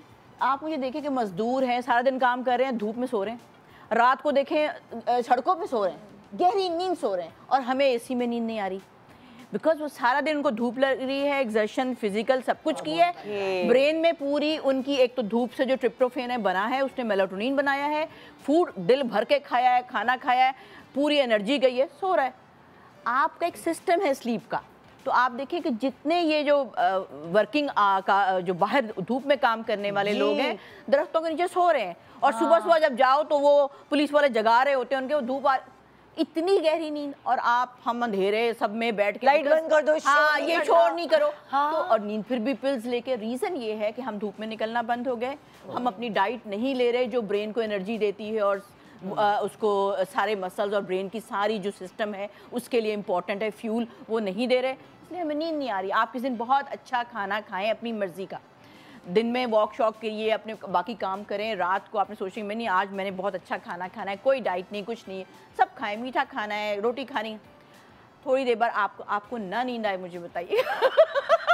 ये अपनी बता रही, दिल का हाल, पराठे खा के, सूजी का हलवा खा के, बिकॉज आप भूखे रहेंगे तो ब्रेन जो है वो काम कैसे करेगा। जैसे हमारे बच्चे जो हैं, जिस दिन वो स्पोर्ट्स करके आए हुए होते हैं, फुल फिजिकल एक्टिविटी, ऐसे सोते हैं खराटे भर के, हम पिकनिक पे गए होते हैं, हम इसी से अंदाजा लगा ले जाते हैं पूरा दिन। मुझे ऐसा लगता है समंदर की हवा जो है वो थकाने वाली था, नहीं भाई, वहाँ आप भागते हैं, दौड़ते हैं, खेलते हैं, थकते हैं, सनलाइट मिलती है। आप सिंपल विंडो शॉपिंग करने जाते हैं, एक आपका सेरोटोनिन रिलीज होता है, ठीक है, जितने आपके हैप्पी हार्मोन्स होते हैं वो रिलीज होते हैं। एक्सरसाइज करें, आप वॉक करके आएँ, आपको खुद फील होता है कि मेरा डोपामिन बेहतर हो गया, मेरा सेरोटोनिन, एक ये। दूसरा, ब्रेन सेंटर, ब्रेन में जो आपका स्लीप सेंटर है वो ऑक्सीजन सेंसिटिव होता है, जैसे ही आपकी ऑक्सीजन पहुंचती है, चाहे आप लाइट ऑफ कर दें, मेलाटोनिन आपका रिलीज़ हो गया, वो आपका सारा जो है ऑक्सीजन आपके ब्रेन को पहुंचा रहा है। जैसे ही स्लीप सेंटर को थोड़ा सा भी ऑक्सीजन मिला, आप सो जाते हैं। तो आपको क्या लगता है, आप जिस दिन आप जैसे ये कह रही है ना, मैं अच्छा खाना खाएं, हम ये करें, अच्छा खाना खाना क्या है, आपके अपने हैप्पी हार्मोन्स रिलीज हो रहे हैं, वो रिलीज होंगे, आपका ऑक्सीजन फौरन आपके पैरों से आपके ब्रेन तक जाएगा, आपको उस दिन अच्छी नींद आएगी, बॉडी को ग्लूकोज मिलेगा, अब पता चला वेकेशंस में नींद क्यों आती है, अब पता चला कि वो तो हमारा बिस्तर भी नहीं है, अपना वो नहीं, वो तो हमारा तकिया भी नहीं, मैं तो अपने तकिए के बगैर नहीं सो सकती, लेकिन खराटे लेती हूँ ऐसे ही है, ऐसे ही। अच्छा, तो ये है कहानी। तो यू ना करें प्लीज, ना करें। एक्चुअली आंखों में दर्द हो जाता है, मसल आपके स्ट्रेन हो रहे हैं, मसल्स को प्रेशर पड़ रहा है, बहुत बुरा था। ओके भाई, नेक्स्ट रील दिखाएं। नहीं, कहाँ दर्द हो रहा है? पीरियड पेन होता है ना, जैसे लाइक, हाँ ओके तो पीरियड पेन, हाँ नहीं, बिकॉज पीरियड्स पेन क्यों होता है, ये आपकी यूट्रस की कॉन्ट्रैक्शन की वजह से होता है। पीरियड्स पेन बच्चियों को वो बाहर के मसल में नहीं होता, यूट्रस के मसल्स होते हैं जो कॉन्ट्रैक्ट हो रहे होते हैं, उसमें होता है। एंड एक तो हेरिडिटरी, आप देखें अगर आपकी वालदा या उन सब में अगर ये पेन है तो वो डिस्मेनोरिया कहते हैं, वो फिर बच्चियों में भी होता है, या फिर कोई इन्फेक्शन है उसकी वजह से पेन ज़्यादा होगा। अगर आपकी न्यूट्रिशन ठीक नहीं है, आपकी बॉडी को एनर्जी नहीं मिल रही, बेचारा मसल ने कॉन्ट्रैक्ट होना है, पूरी एक्सक्रीट करना है, एक वो ओवा और वो सारा कुछ, वो बेचारा एनर्जी ले रहा है, आपके पास एनर्जी नहीं है, तो होता है। या आपने कोई गलत एक्सरसाइज कुछ दिन पहले, आपने पीरियड से पहले कुछ ऊपर नीचे एक्सरसाइज कर ली, तो अब वो जो मसल पेन कर रहे हैं, आपको लग रहा है कि मेरे पीरियड से हो रहा है, सो ये मसल की कॉन्ट्रैक्शन से हो रहा है, इसका इससे ताल्लुक़ नहीं है। मसल कॉन्ट्रैक्ट होता है यूट्रस का और वो एक्सक्रीट करता है secretions and the eggs and all that, तो उस कॉन्ट्रैक्शन का पेन है। somebody has more sensitive muscles from their genetics, तो होता है, और किसी को पता भी नहीं चलता और नहीं होता। अगर हो रहा होता है तो इसमें हम सिंपली ये कहते हैं कि आप थोड़ा सा वार्म फोमेंटेशन कर लें, हल्की सी गर्म फोमेंटेशन कर लें, और लेकिन लोग नहाना बंद करते हैं, गर्म पानी से नहा लीजिए, गंदे रहते हैं, हाँ नहा लीजिए गर्म पानी से, फोमेंटेशन कर लीजिए, और कोई गर्म चीज़ पी लीजिए ताकि थोड़ी सी सूदिंग आ जाए, बट इट डजंट कि इसको टच कर लें तो कुछ हो जाएगा। तो एग्जैक्टली, बिल्कुल, I agree totally. Iron deficiency का ताल्लुक है न्यूट्रिशन, आई टोल्ड, मैं न्यूट्रिशन का बोल दिया कि अगर आपकी न्यूट्रिशन नहीं है, नॉट आयरन, न्यूट्रिशन आपके मसल में कैल्शियम, विटामिन्स, मिनरल, मसल पूरा कॉन्ट्रैक्ट होता है, बंद होता है, तो उसके लिए न्यूट्रिशन अगर चाहिए है तो वो नहीं हो गया तो बेचारा बड़ी तकलीफ से उसको पेन होगा उस मसल को। That is the reason. कोई और एक्सरसाइज ऐसी है जैसे अक्सर योगा की कुछ एक्सरसाइजेज है जो बताते हैं जो आपको उसमें रिलीफ देती हैं? यस, हम कर चुके हैं जैसे वो बटरफ्लाई है, बटरफ्लाई बिल्कुल आप बटरफ्लाई कर सकते हैं और वो दूसरा वाला पोज होता है जो आप पैर उठाकर और दूसरी तरफ करते हैं, स्पेसिफिक है वो आप यूट्यूब पे डालेंगे। वो करने से आपके पेल्विक मसल्स पे जो प्रेशर होता है वो रिलीज होता है। जब वो रिलीज होता है तो it will ease your flow basically, तो वो इट हेल्प्स अ लॉट। लेकिन देखिए असल में योगा इस तरह वर्क करता है कि उससे पहले वो उस एक्सरसाइज से पहले जो कुछ एक स्पेसिफिक थोड़े से पोस्चर्स कराए जाते हैं या आप जिसको वार्म अप कहते हैं वो करना ज़रूरी है। वो करने के बाद वो स्पेसिफिक पोस्चर्स आप करेंगे तो it helps a lot. Yoga helps a lot. ये पेल्विक पेन में और स्पेशली जो इसमें हो रहा होता है मेंसेस के दौरान या मेंसेस से पहले, उसके लिए योगा बहुत हेल्प करता है क्योंकि वो ब्लड फ्लो को, अभी बताया ना कॉन्ट्रैक्शन का है, अगर ब्लड फ्लो आप वहाँ पे सही कर लेंगे आपके मसल्स की कॉन्ट्रैक्शन और रिलीज सही हो जाएगा, आपको पेल्विक पेन नहीं होता। नहीं, ठीक है, ठीक है। Okay, next reel. मसल तो यहाँ जाके खत्म हो रहा है तो लेग तो बहुत दूर है। What is happening? क्या है? ये क्या है? वाकई ये सीरियसली ये चल रहा है आजकल? लिटरली क्या है? ये वाकई कुछ भी, कुछ भी।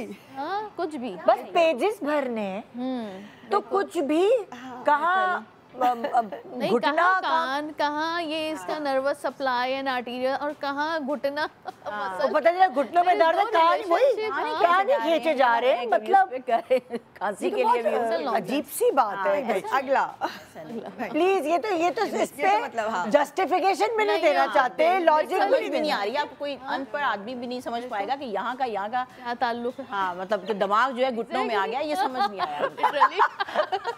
ये सही है, ये कहावत सही हो गई, लंबों की अकल घुटनों में होती है। हाँ ना, ये वाला तो समझ नहीं आया इसमें ये कैसे किया। हाँ जी, ये क्या है? स्ट्रेच तो स्ट्रेच करना है, ये ठीक है। तो आप स्ट्रेच कीजिए, नर्व जो है वो आपकी जो है वो स्टिमुलेट हुई है या थोड़ी सी सेंसिटिविटी से इंक्रीज हुई है, उसका पेन हुआ है। अब नर्व क्योंकि मसल में जा रही है तो वो मसल स्टिफ हो गया। क्योंकि ये तो मैं भी करती हूँ स्ट्रेचिंग। यस, जब मैंने बहुत ज्यादा हार्डकोर एक्सरसाइज की होती तो स्ट्रेचेस के बगैर मेरी ट्रेनर मुझे जिम से निकलने नहीं देती। वो कहती है स्ट्रेचेस करो ये, और स्पेशली जब लेग वर्क किया होता है तो ये वाले करने से स्ट्रेचेस, पूरा वर्टिब्रल कॉलम है ना, उनमें से नसें निकल रही हैं जी रीढ़ की हड्डी से और सारे मसल में जा रही हैं।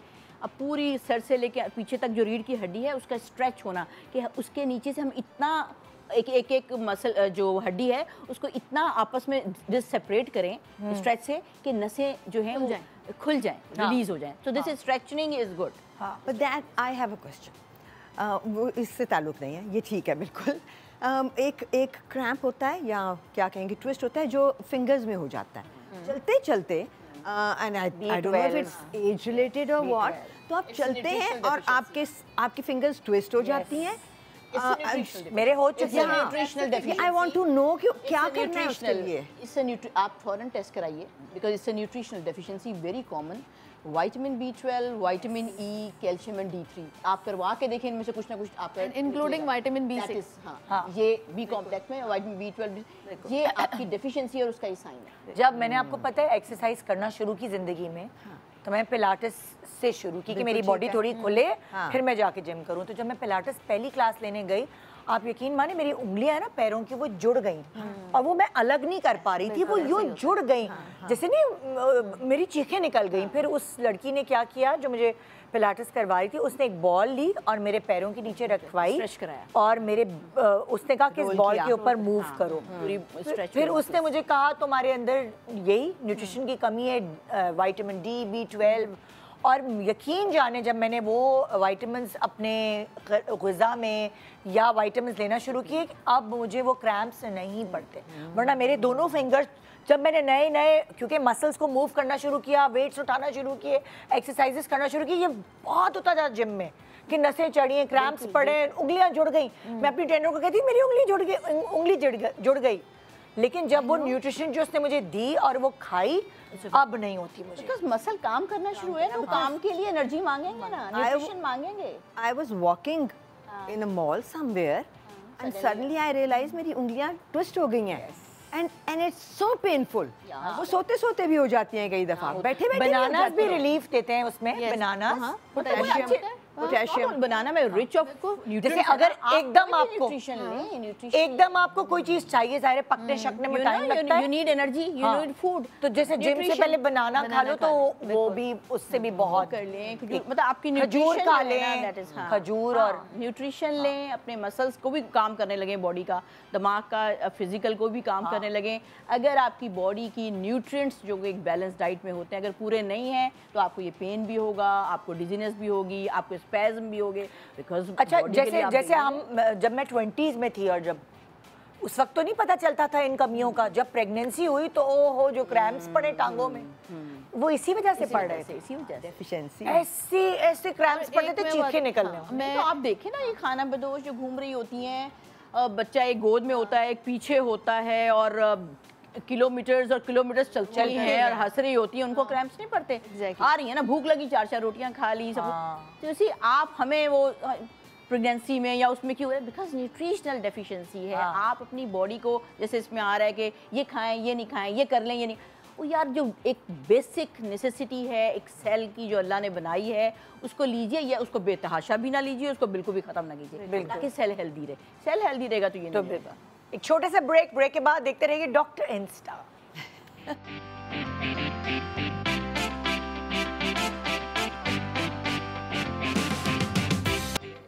Welcome back.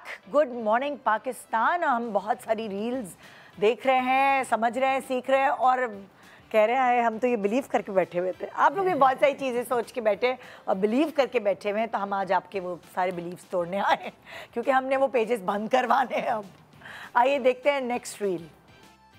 ये बंदा ठीक बातें कर रहा है। हाँ, मुझे ये वाली आई बिलीव हिम।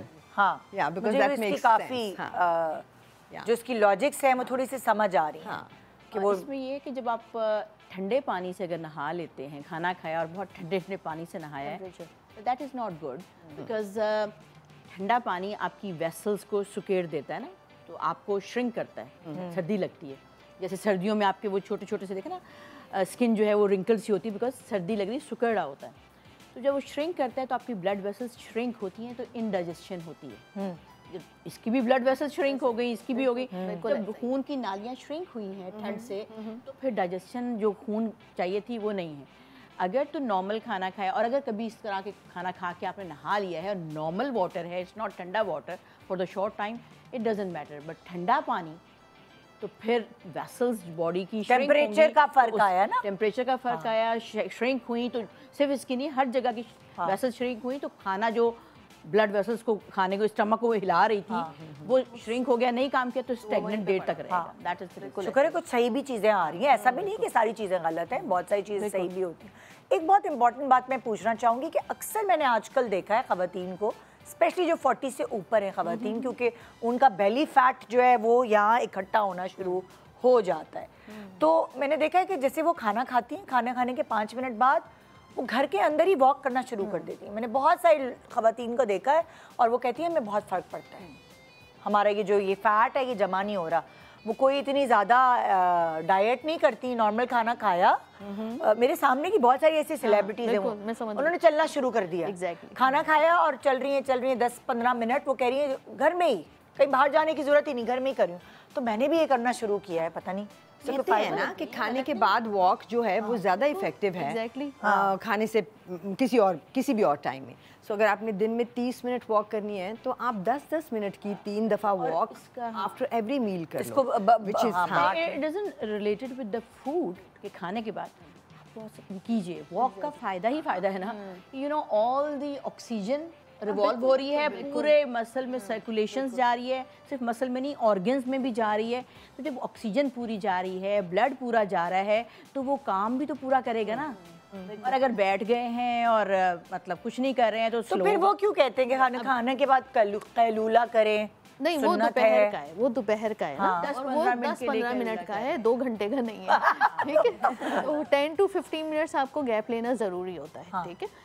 अच्छा, अब ये बातें आपने जो पूछा कि 40 इयर्स की ख़वातीन, उसमें ये होता है कि आपका ईस्ट्रोजन जो है वो नीचे आना शुरू हो जाता है ना, तो हमारे कुछ ईस्ट्रोजन प्रीडोमिनेंट एरियाज होते हैं, जैसे ये वाला हो गया, आपकी टमी का फैट हो गया, लव हैंडल्स हो गए, यहाँ पे फैट तेज़ी से जमना शुरू होता है या बढ़ना शुरू होता है, या मसल्स जो हैं वो एक्सपेंड जल्दी हो रहे होते हैं। आप जब वॉक करते हैं खाना खाने के बाद, कहते हैं 100 स्टेप्स आप घर में ही ले लीजिए। अब आप वो स्लो वॉक कर रहे होते हैं तो क्या होता है, आपका मेटाबॉलिज्म स्लो हो जाता है ना, जब ईस्ट्रोजन नीचे आ रहा है मेटाबॉलिज्म स्लो होता है। इसीलिए हम कहते हैं आप 30 ईयर्स पे you should exercise, start doing exercise, चाहे वॉक करें आप डेली बेसिस पे। तो जैसे ही आप वॉक करना शुरू करते हैं, एक मेटाबॉलिज्म थोड़ा फास्ट होता है, तो आपका खाना स्टमक में नहीं पड़ा रहता, वो आपका डाइजेशन की तरफ ज़्यादा जाता है। अब जब डाइजेशन होती है, वो इंसुलिन उसमें हेल्प करता है, तो वो एरियाज़ जहाँ पे फैट जमने का ख़तरा होता है, क्योंकि आपका मेटाबोलाइज हो गया, खाना जो आपने खाया है, फैट ज़्यादा रिलीज़ नहीं हुआ, अपना अपना काम करने सब चले गए, इंसुलिन रेगुलेट हो गया, तो इसलिए आपको फ़ायदा देता है। 100 स्टेप्स आपने ले लिए, 100 स्टेप जो आप घर में ही रहे हैं, आपके हार्मोन्स बैलेंस हो रहे हैं, आपका मेटाबॉलिज्म अच्छा है, आपका जो है ऑक्सीजन पैरों से दिमाग तक जा रहा है, आपको नींद अच्छी आएगी, इसलिए बेनिफिशियल होता है। ओके जो आप नाम मैं समझ गई आपने किसका कहा है, तो वो जो है मुझे वो बेनिफिशियल इन दैट वे। मैं भी हर पेशेंट को कहती हूँ आप खाना खाने का स्लो वॉक ज़रूर करें, 100 स्टेप्स लीजिए, आजकल घड़ियाँ आ गई हैं, आपका मोबाइल मौजूद है, 100 स्टेप्स आप काउंट कर लीजिए। हाँ, वरना मैं घड़ी नहीं पहनती थी, मैं सिर्फ इसी वजह से अपने स्टेप्स चेक करने के लिए, और ये एक्सरसाइज, कैलोरीज कितनी बर्न हुई है, कितना खाना है, अब बहुत समझ के खाती हूँ क्या खाना है, क्योंकि अब यही टाइम है भाई, क्योंकि अगर मैंने अक्सर देखा है खवातीन एक सर्टेन एज बाद पूरी जिंदगी दुबली पतली स्मार्ट रही, और एक सर्टेन एज बाद जो है वो वेट गेन, ये तो है जी। नेक्स्ट रील भाई, हमें कैसे पता चलेगा स्लीप पैरालिसिस में होंगे तो हम कैसे अंगूठा हिलाएंगे? एग्जैक्टली नहीं, स्लीप पैरालिसिस क्या है? स्लीप पैरालिसिस ये नहीं होता कि आपको बिल्कुल आपको स्लीप ऐसा नहीं होता। स्लीप पैरालिसिस हर किसी को होता भी नहीं। स्लीप पैरालिसिस ये चीज़ होती है कि आपको सोते हुए, आपको थोड़ी देर के लिए आप जागे हुए होते हो, आपको कॉन्शियस भी होते हो, लेकिन आपको लगता है कि मैं अपना जिस्म नहीं हिला पा रहा। ये एक स्लीप पैरालिसिस कंडीशन है, it's a very scary condition कि आप जागे हुए होते हो, आपको पता होता है और आप अपने जिस्म को हिला नहीं पाते। उस कंडीशन में कोई भी एक उंगली है, कुछ भी है, उस हिस्से को कोशिश करें वो हिलाएं। जब वो स्टार्ट हो जाता है stimulation, sleep paralysis is a problem, not सबके साथ नहीं है, लेकिन ये और आपको पता है बच्चे जो, मेरे बच्चे ने ये इंस्टा पे कहीं देख लिया है, अब वो अकेला सोता ही नहीं है इस डर के मारे, उसके दिल में डर बैठ के ये हो जाएगा मुझे। नहीं, ये तो किसी को, ये तो वो कहता है मैं इसलिए बहाना पकड़ लिया, मैं इसलिए तो आप लोगों के साथ सोता हूँ। ये बचपन से होता है, ये हर इंसान को नहीं, किसी को आप हिस्ट्री ले पता चलता है कि वो स्लीप पैरालिसिस का पेशेंट है कि जी ये क्या कैसे पता चलेगा? आप बता देगा पेशेंट खुद, पेशेंट को पता होता है, उसको पता चलेगा। पेशेंट खुद कहता है कि भाई मेरे पास, मैं जब सोता हूँ या सोती हूँ तो मुझे जो है, जब मैं उठता हूँ अचानक बीच में, तो मुझे एक टाइम होता है 5 मिनट या 3 सेकंड का कि मैं होश में हूँ, लेकिन मैं अपनी बॉडी को हिला नहीं पाता। तो ये पेशेंट बताता है, लेकिन it's not very dangerous, it's not, कोई ऐसा प्रॉब्लम नहीं है, कुछ नहीं है। तो उसमें आप कोई भी हिस्सा, एक बैड फीलिंग, हाँ वो आपको फीलिंग ऐसी आती है, लेकिन आपकी फिर बॉडी दोबारा स्टार्ट हो जाती है। तो ये एक माइल्ड सी एबनॉर्मैलिटी सी कह दो वो है, लेकिन it's not a very dangerous, life threatening, nothing. तो this is called sleep paralysis. तो उस वक्त अंगूठा हिला पाएगा इंसान? यस, क्योंकि उसको पता होता है ये मुझे अभी ये फेज आई हुई है, अभी मैं कुछ होते हैं उंगली या कुछ, तो वो बंदा या बंदी भी है, उसको पता है कि मैं डेड तो नहीं हूँ, मैं जिंदा भी हूँ, मुझे नजर भी आ रहा है, सब कुछ है, मैं जागा हुआ हूँ। तो वो फिर इंटेंशनली किसी चीज़ को, एक चीज़ को मूव करेगा, अगेन ही ओके। तो ये सही है? यस, ये सही है। हाँ, अच्छा चले, आज मुझे स्लीप पैरालिसिस का मतलब भी प्रॉपर पता चल गया। पैरालिसिस कुछ समझ ही नहीं आती थी कि ये है क्या, है ना? हर किसी को होती नहीं है ना। हाँ, ओके। होता है कभी ऐसा जब आप सो रहे होते हो और आपको लगता है कि आप उठना चाहते हो मगर आपसे उठा नहीं जा रहा। हाँ, ये कभी नींद में हर किसी के साथ कभी ना कभी हुआ होता है, पता नहीं आपके साथ क्यों नहीं हुआ। मुझे तो होता है कि मैं उठ गई तो मैं सो नहीं सकूंगी, सो जाने दा। नहीं, ये वो वाला नहीं है, दिमाग नहीं जाता। नहीं है, ये ऐसे होता है जैसे आपको लगता है ख्वाब में हो आप, और वो अच्छा ख्वाब नहीं है, और आप उससे निकलना चाहते हो, और आप आंख खोलना चाहते हो मगर आपकी आंख नहीं खुल रही, आप उठना चाहते हो, आप बोलना चाहते हो, आप हिलना चाहते हो, पर आपसे हिला नहीं जा रहा है। स्केरी उस वक्त जिसके साथ भी हो, कभी भी किसी को भी हो सकता है। मोस्टली उन लोगों में होता है जो ओबीज होते हैं 70 to 80% ना, जो मोटापे का ये कई दफा यंग बच्चों यंग में भी होता है 70 to 80%। वो भी है, लेकिन बहुत यंग बच्चों को भी मैंने सुना Yes, आके हिस्ट्री yes, देते हैं, तो बिल्कुल। उनमें भी है, उनमें भी यंग यंग में, यू नो, हाँ। जैसे किसी पे क्लेंचिंग होती है, ये भी है कि हर किसी पे तो नहीं होती, आप दांत वो रख कर रहे हो, तो कोई आदत है, तो ये जो नींद में बोलते हैं इसका क्या क्या ये वजह भी है? होता है, ये भी होता है, यस, नींद में चलते हैं, मेरे सब घर वाले बोलते हैं, नींद में चलते हैं भाई, मेरे मियाँ, मेरे बच्चे सब बोलते हैं। यस, जेनेटिकली मेरे जेनेटिकली होता है, नींद में चलते हैं, एक कमरे से दूसरे कमरे पहुंच के पता ही नहीं होता, जेनेटिकली भी होता है, ज़ाहिर है ब्रेन की बहुत सारी एबिलिटीज हैं। है। यही बता रही थी कि मोस्टली जो है बोलने का रीजन क्या है? आपका सब कोई बोलने नहीं देता, आपका सबकॉन्शियस जो है वो एक्टिवेट हुआ है, there are multiple reasons again. आप बोलती नहीं? नहीं, मैं हाँ बचपन में I was sleep talker and walker also. Seriously? उठ के चल भी पड़ती। ओह वाओ, बचपन में हुआ है ये। और ये जो रीज़न है स्लीप पैरालिसिस जो कंडीशन है, ये कंट्रोल भी हो जाती है। जैसे ये कहा कि आप जो है मूव करें, इसी तरह हम जो सराउंडिंग में उनके लोग होते हैं जिनको स्लीप पैरालिसिस की प्रॉब्लम होती है, उनको हम कहते हैं कि भाई जब आपको इस तरह का कुछ हो कि लगे कि बैठे बैठे सो गए हैं या हरकत नहीं कर रहे हैं, तो आप अंगूठा हिला दीजिए या कोई आप स्टिमुलेशन दे रहे हैं, वो स्टिमुलेशन जैसे ही जाता है तो ब्रेन जब स्लीप उसमें जा रहा होता है तो ब्रेन को स्टिमुलेशन मिलती है कि नहीं जी अब उठना है, तो वो ब्रेन फ़ौरन एक्टिव हो जाता है, वो पेशेंट बिल्कुल सही हो जाता है। तो सेम थिंग मोस्टली किन लोगों में होता है, जो ओवरवेट, आप ओबेसिटी की तरफ जा रहे होते हैं, जो डायबिटीज़, अनकंट्रोल्ड डायबिटीज़, जो डिनाइल फेज में होते हैं मोस्टली, और जेनेटिकली जेनेटिकली आपको असेस करना ज़रूरी होता है, ठीक है। सेम गोज फॉर एवरीथिंग है, जैसे टिचिंग होती है, एक ऐसे ही होता है, साइकोलॉजिकल कंडीशन, साइकोलॉजिकल, बिल्कुल। तो आपको assessment, full assessment is necessary, trauma related. जी जी, साइकोलॉजिकल भी। Okay, next reel. ये तो आपने शुरू में ही बोल दिया था, कहा था कि इस जगह को या तो मसाज कर लें, क्योंकि यहाँ बर्फ भी रखें। खून की नालियाँ पूरे ब्रेन में जा रही हैं और हेडेक में ये सही है, इसका मतलब खून की नालियाँ खुली होती हैं, तो इससे बर्फ रखने से आपकी नाली श्रिंक होगी, तो जो प्रेशर आ रहा है वो खत्म हो जाएगा। This is true, can be tried, can be tried. उसके बाद बताइएगा कमेंट्स में। हाँ जी, नेक्स्ट रील। वैसे ये नहीं, मगर ये बेकार बात इसलिए है कि कौन इतना सा स्पेक जाता है जब मट्टी का, तो आप जब तक कि उसको पानी डाल के या किसी तरह ठीक नहीं करते, ये इतनी बड़ी लैश कैसे कोई रहने देगा? क्योंकि हम तो बीइंग ए डॉक्टर, एक डिजीज है एंट्रोपियन, आई लैशेस अंदर की तरफ टर्न हो जाती है। आप सोचे अंदर की तरफ टर्न हुई हुई है, तो उसके कॉर्निया पे ऊपर कितना वो आ रहा है, तो उसको पता नहीं चल रहा, उसको डिजीज तो खटक हो रही है ना, खटक, उसको उसकी उगी ऐसे रही है, कारा लगा ले। तो वो उसमें होता है, तो उसका ट्रीटमेंट ये ज़ाहिर है आप वो तो नहीं कर सकते, लेकिन उसमें ये कि इलेक्ट्रोलिसिस करके उसकी वो आईलैशेस निकाल दी जाती हैं, ठीक है। तो ये वाकई है, बिकॉज ये आईलैशेस आपकी कई दफ़ा, ये तो ना हमारी पड़ गई तो हमने निकाल लिया, कई दफ़ा एक प्रॉब्लम होता है, वाकई मेडिकल प्रॉब्लम है कि आईलैशेस इनवर्ड हो रही हैं, और उसकी वजह से, चाहे वो मसल की एंट्रोपियन उसकी वजह से हो रहा है या लैशेस की डायरेक्शन की वजह से, लेकिन इट्स अ डिजीज। और भाई जैसे लाइक फॉर एग्जांपल मैंने ना वो जो नहीं होती है आईलैश एक्सटेंशन, एक ज़माने में करवाई, बड़ा फैशन चल रहा था, मेरी अच्छी थी, पर मुझे मैंने कहा चलो गो और ट्रेंड, और अच्छी, तो मैं वो, और बड़ा मज़ा भी, इंजॉय 3 महीने तक इंजॉय किया। उसके बाद मेरी आंखों का जो हशर हुआ है, मेरे साथ यही होता था, शायद वो लैश टर्न हो जाती थी जब वो बढ़ती थी, थोड़ी देर बाद, थोड़ी दिनों बाद बढ़ने के बाद वो लंबी हो जाती थी और वो टर्न होके आंखों में लगती थी, तो वही मेरे इन्फेक्शंस, आंखों में तकलीफ, आंखें स्वेलिंग हुई हुई है। मैंने कहा अरे भाई इससे जान छोड़ाओ। तो फिर आपकी अपनी बहुत दिनों बाद आती है, अपनी लैशेस भी खराब हो जाती है, अपनी लैशेस भी खराब हो जाती है। तो यह है कि मेरी आधी रह गई है, लेकिन फिर भी शुक्र है बच्ची भी है, वरना जो लगवाते हैं उन वो बिल्कुल गंजे हो जाते हैं, फिर उनको लगवानी ही पड़ती है, फिर उनको आती ही नहीं है, नेचर के साथ ये है। आइए भाई नेक्स्ट। नमक डाला, अच्छा ये पानी और विक्स को मिलाया है और सर पे लगाया है, फिर नमक, 3 अलग अलग हैक्स है, नमक लिया है और वो अपने अंदर रखा है, पैरों की स्वेलिंग कम करने के लिए वो नमक को मौजे में डाल लिया है, और कपिंग भी की है, कपिंग पीछे, फायर कपिंग, पीछे कुछ दर्द था उसकी कपिंग की, 3 डिफरेंट चीजें हैं ये, 3 डिफरेंट। फायर कपिंग किधर की है? जब पीछे बैक शोल्डर पे था, शोल्डर के पास, ये देखें विक्स लगाई, पानी डाला और उसके ऊपर विक्स लगा ली तौलिया के ऊपर, ये बैक पे किया हुआ है ना इसने, देखो तो 3 डिफरेंट। अच्छा ये कमर है, मैं टेबल समझ रही थी। अच्छा ओके, हाँ ठीक है।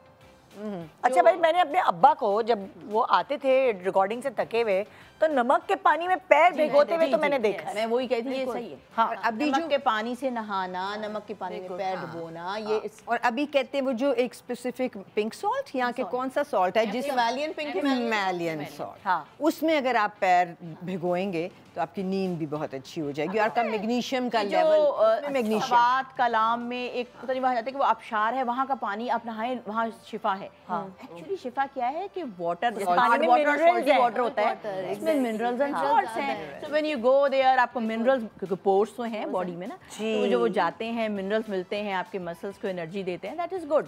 तो इसी तरह जैसे हमारे मुल्क में है उस तरह और भी ममालिक में, चेक रिपब्लिक में है, स्विट्जरलैंड में है, इटली में है, अलग अलग जगहों पे ये पूरे पानी बने हुए हैं, जिस और टर्की में भी है, जहाँ आप जाते हैं और उस पानी का टेम्परेचर होता है कुछ वो गर्म भी होता है, इंग्रेडिएंट्स होते हैं उसके अंदर, तो यस वो नहाते हैं आप, वो शिफा वाला पानी है ये कहते हैं। नहीं बिल्कुल, आप बेसिकली डिटॉक्स हो जाते हैं ना, आपके सारे आपके पोर्स से जा रहा है, आपके लिम्फेटिक ड्रेनेज में गया, आपके सारे टॉक्सिन्स निकल गए, आपने नहा लिया, आप आपने सारे उसके जितने मिनरल्स हैं उसके एब्जॉर्प्शन हो गए, तो आपको शिफा दे रही है।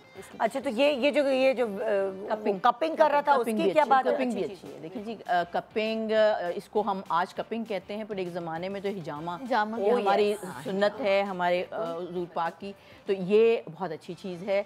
आजकल हम PRP कर लें, ब्लड ऐसे करके निकाल लें, हुआ क्या है कि वही कपिंग कि आपने एक छोटा सा टक लगाए एंड यू कपिंग की आपने, सो उस जगह से अपने थोड़े से वो लगाते हैं हिजामा में, तो उस तरफ सारे ब्लड की पूरा फ्लो आता है कि जी कोई गड़बड़ हो गई है, जाओ इसको हील करो, अल्लाह ताला कहते हैं हील करो, तो वो हील करने के लिए सारे सेल उस तरफ जाते हैं, तो जो जरासीम है, पेन है, फलाना, उसकी तरफ फ्रेश जब सेल गए तो उन्होंने उसको ख़त्म कर दिया। सो ये हिजामा जिसको आज कपिंग कह दें, PRP कह दें, फलाना कह दें, so this is very very important और आज भी बहुत इफेक्टिव है। ओके, बाकायदा हिजामा करने के एक्सपर्ट्स अलग होते हैं, वो करते हैं लोग इस तरह।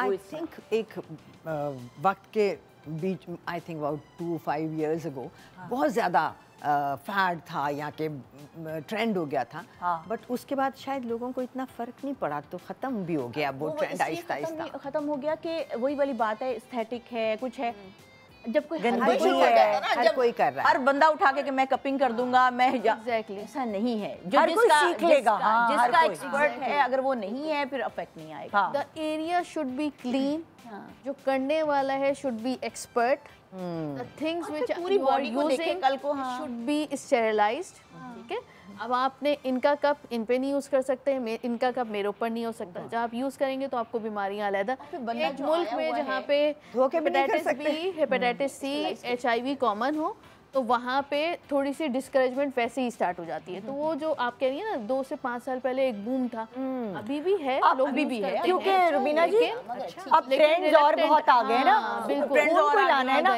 एक्सरसाइज कर लो, उस जगह की एक्सरसाइज आ गई है, और बहुत सारी टेक्निक्स लेजर्स आ गए, यहाँ पे लेजर कर दो, यहाँ बिल्कुल। लेकिन ये हिजामा की जो वो है बहुत पुरानी और वो साइंटिफिकली प्रूवन और वाकई उससे होता है। आप PRP में क्या करते हो? What do you do in PRP? Exactly. We are giving a trauma. बिल्कुल। So when we give a trauma, body के सेल उस तरफ भागते हैं कि यार यहाँ कुछ हुआ है, यहाँ रिपेयर करो, रिपेयर हो रही है। So that is the concept. So this is very, मतलब I must say कि जिन्होंने PRP स्टेम सेल का कॉन्सेप्ट लिया है, हिजामा was the origin. Okay. एक छोटे सा ब्रेक के बाद देखते रहिए डॉक्टर इंस्टा।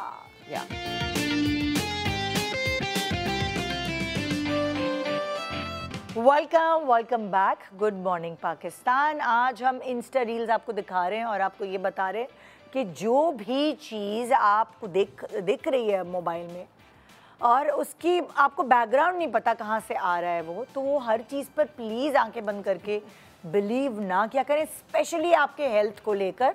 और इसीलिए हमने आज यहाँ 2 डॉक्टर्स बिठाई और एक समझदार सेलिब्रिटी जो हर किसी की बात पे खुद रिसर्च करने से पहले बिलीव नहीं करती।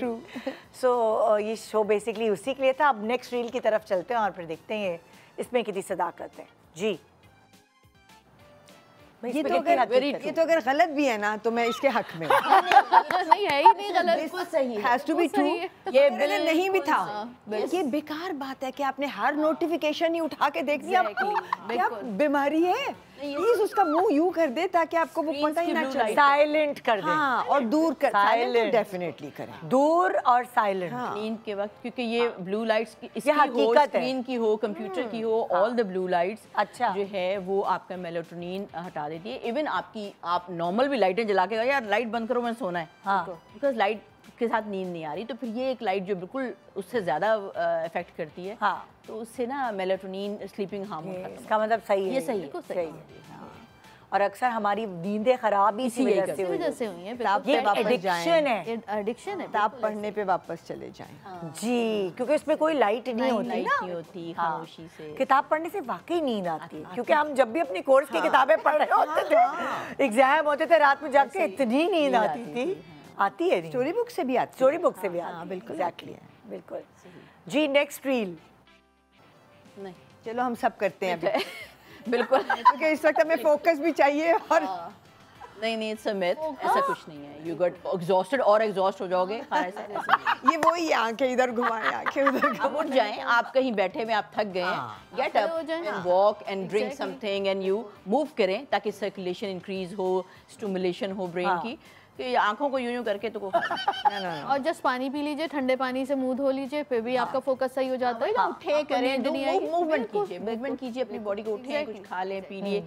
बैठे बैठे वैसे एग्जॉस्ट हो जाता है, थकन की बात करें, थक रहे हैं तो आप ये कर लें, उठ जाए ना यार, उठ के सिटिंग पोजीशन से स्टैंडिंग पे आ जाएं, वॉकिंग पे आ जाएं, चेंज द पोस्चर, थोड़ी सी उस सिनेरियो से निकल के थोड़ा चेंज कीजिए and then you come back. जैसे आप करते हैं पढ़ाई में, ये होता है ना तो उठ जाओ, कंसंट्रेशन भी खत्म हो जाती है और आपको नींद भी आती है, ये करने से तो नहीं जाएगी। देते हैं टहलना लगा लेते हैं। आप कहते हैं उठो, कुछ थोड़ी देर के लिए गैप ले लो, गिव अ चेंज। सिखाओ अगली रील। बिल्कुल सही, बिल्कुल सही। कहते हैं कि दर्द एक बहुत बड़ी नेमत है, एक ऐलान है। दर्द, बुखार, ये चीज़ इसके बुरे नहीं है। हम तो, मैं अपने वालिद से, कि वही वाज डॉक्टर, तो हम सुनते थे कि बेटा बुखार को बुरा मत कहो, दर्द को बुरा मत कहो। ये दर्द और बुखार आता है तो हमें बताता है कि आप ठीक नहीं है, अंदर कोई प्रॉब्लम चल रहा है, तो ये बुरे नहीं हैं। तो इसलिए ये जो पेनाडॉल और आप मास्क कर देते हो सिम्टम को। बुखार हो रहा है, पेनाडॉल ले लो, अच्छा 4 घंटे बाद फिर पेनाडॉल ले लो, बुखार तो नहीं खत्म हो रहा, 6 दिन चलना है, पेनाडॉल ले लेके आपने अपना हेपेटाइटिस कर दिया, ड्रग इंड्यूस, आपने अल्सर कर दिया। बुखार किस वजह से हो रहा है, सी दैट, टेस्ट करा। हमेशा जब भी बुखार होता है कहीं ना कहीं कोई इन्फेक्शन होती है जिसका वो ऐलान कर रहा होता है, या वायरल या बैक्टीरियल या फंगल इन्फेक्शन हुई है, कहीं एबनॉर्मेलिटी हुई है। तो हमें तो शुक्र है, अगर बुखार ना होता तो मरीज मेरे पास आता ही ना। मरीज को बुखार हुआ, मेरे पास आया, फिर मैंने चेक किया, ओह आपको तो ये हो रहा है। अगर बुखार ना होता तो वो तो कितना डिले हो जाता। क्योंकि अक्सर बहुत सारी चीजें जैसे कैंसर चौथे स्टेज में पता चलता है, क्योंकि उस जगह दर्द ही नहीं हो रहा, एक चीज ग्रो कर रही होती है। तो ऑलवेज दीज आर ब्लेसिंग। इसको रहमत समझे कि कोई दर्द या जो आपको बुखार या इस तरह है उसको फटाफट ख़त्म करने की ज़रूरत ना करें। कोई पेन हो रहा है, कहीं सिकाई कर ली, कुछ कर ली, गोली ना लें अनलेस कि आपको डायग्नोज हो ये क्या चीज़ है। आपको दूसरे दिन बुखार नहीं हो रहा, आपने कहा खत्म हो गया, मैं 2 पैरास्टामोल ले ली। जैसे एक्सरसाइज करके आए, आपको पता है आपका मसल पुल हुआ है, तो आपने उसको सिकाई कर ली कि आपको ये पता है कि ये रीजन हो सकता है। इसके क्या मसल रिलैक्सेंट खाएं, आप सिकाई से सही हो सकते हैं। आप क्यों गोली खा रहे हैं? क्यों गोली खा रहे हैं? कि गोली अपनी जगह पे, वो जिसने कहा कि गोली सिर्फ उसको मैदे को नहीं पता कि कहाँ जाना है, वो गोली गई है, वो पूरी बॉडी में जा रही है। जैसे किसी ने एंटीबायोटिक ले ली हो अपने एक्ने के लिए, तो पूरी बॉडी में किसी ने क्या करूं, मेरे यहाँ दाना, आप लोगों को नजर आ रहे हैं यहाँ, तो उसको तो नहीं पता कि मैंने यहाँ जाना है, वो तो पूरे ब्लड में जाएगी ना। एग्जैक्टली। ये बात सुने, तो फिर तो हम प्लेसिबो कर सकते हैं। यस, हाँ, है ना, कि एक किसी को कोई भी चीनी की गोली दे दी और कहा कि हाँ ये बहुत अच्छी है, इससे दर्द फौरन ठीक होता है। आपको पता है उसका हो जाएगा। क्या होता है गांव गोठों में जब हम जा रहे होते हैं छोटे शहरों में, तो वो एक कंपाउंडर भी डॉक्टर बन के बैठा होता है। तो पेशेंट जाती मुझे हेडेक है, तो वो पानी का टीका लगाता है और पेशेंट कहती मेरा हेडेक ठीक हो गया। लेट्स वो भाई आप साइकोलॉजिकली, अच्छा मेरे घर जो हेल्पिंग हैंड्स जो काम करती हैं, बाजी आज भी नहीं आ सकती, मेरी ड्रिप लग रही है उनको, हर ड्रिप हर वो ऐसे ठीक होती है कि बस एक दिन लगा के आती, दूसरे दिन ऐसे काम कर रही है। Exactly psychological. वो ड्रिप भी पानी की होती होगी एक्चुअली पानी होता क्योंकि वो डॉक्टर के पास नहीं जाते, वो लोग नहीं अफोर्ड कर सकते डॉक्टर के पास जाना। जो गली मोहल्ले तो में वो बने हुए लोग होते हैं, हाँ, गली मोहल्ले में ड्रिप कंपाउंडर वही इंजेक्शन लगा के नहीं वो ड्रिप में डालते हैं। ड्रिप में बच्चों का सिरप जो होता है उसको थोड़ा सा भरा और वो डाल देते हैं, 1 चम्मच भी नहीं होता। ट्रस्ट मी, मुझे मेरी मासी ने आकर बताया कि बाजी वो ड्रिप उसमें से निकाला उसने सिरप में से और उसमें डाल दिया, अब मुझे लग गई, अब मैं बिल्कुल सही हूँ। तो वो है प्लेसिबो, थोड़ा बहुत जो विटामिन कभी भी मेडिसिन किसी मतलब आपको दर्द है या बुखार है थोड़ा, उसको दबाने के लिए, उसको मिटाने की गोली मत लें। थोड़ा सा दर्द ही हो रहा है यार, बहुत दुनिया में बहुत दर्द होते हैं, तो थोड़ा सा कि उसको डायग्नोज तो होने देना पहले कि क्या है। तो उसको वो मास्क कर देगी, थोड़ी देर के लिए रोक देगी, वजह नहीं खत्म होगी। तो मुझे तो पता चल गया, मेरी मेट जो हैं उनकी गोली, बाजी वो दुबई वाली गोली देते दर्द हो रहा है, वो दुबई वाली गोली दी और वो सही, बस सही। मैं कहा अच्छा मैं लाती ही तुम लोगों के लिए हो, क्योंकि उनका दिमाग में अब ये आ चुकी है कि असर ही वही गोली करती है, ऐसे ही वो बाहर की गोली है। And the science and experiments of humans tell you कि आपका कैंसर तक ठीक हो जाता है इफ यू अगर आप बिलीव कि मैं ठीक हो जाऊंगा, मुझे कुछ नहीं होगा। It's all here, can cure all kinds of elements. हाँ बिल्कुल। ह्यूमन ब्रेन जो थैंक यू, बहुत शुक्रिया आप सब लोगों का। बहुत सारे लोगों के दिमाग को दुरुस्त करने आज हम बैठे थे कि भाई वो जो सारी बातें आपको, ये सिर्फ मैं इंस्टा की बात नहीं करी, सुनी सुनाई बातें भी बहुत होती हैं, लोग भी बहुत आके खुद इंस्टा से देखकर सुनकर आए होते हैं, जिसमें मैं भी शामिल हूँ। मेरे घर वाले मुझे बहुत शर्मिंदा करते हैं, हाँ देख ली इंस्टा से क्या है पीछे हिस्ट्री, और हम दूसरों को मशवरे दे रहे होते हैं। तो थैंक यू सो मच आप लोगों का अपने टाइम का। ये था हमारा आज का शो, उम्मीद है आपको फ़ायदा पहुंचेगा, और जिन चीज़ों से फ़ायदा नहीं पहुंच रहा प्लीज़ उनको हटाएं अपने पास से और एंजॉय करें। गुड मॉर्निंग पाकिस्तान एंड खुदा हाफिज़।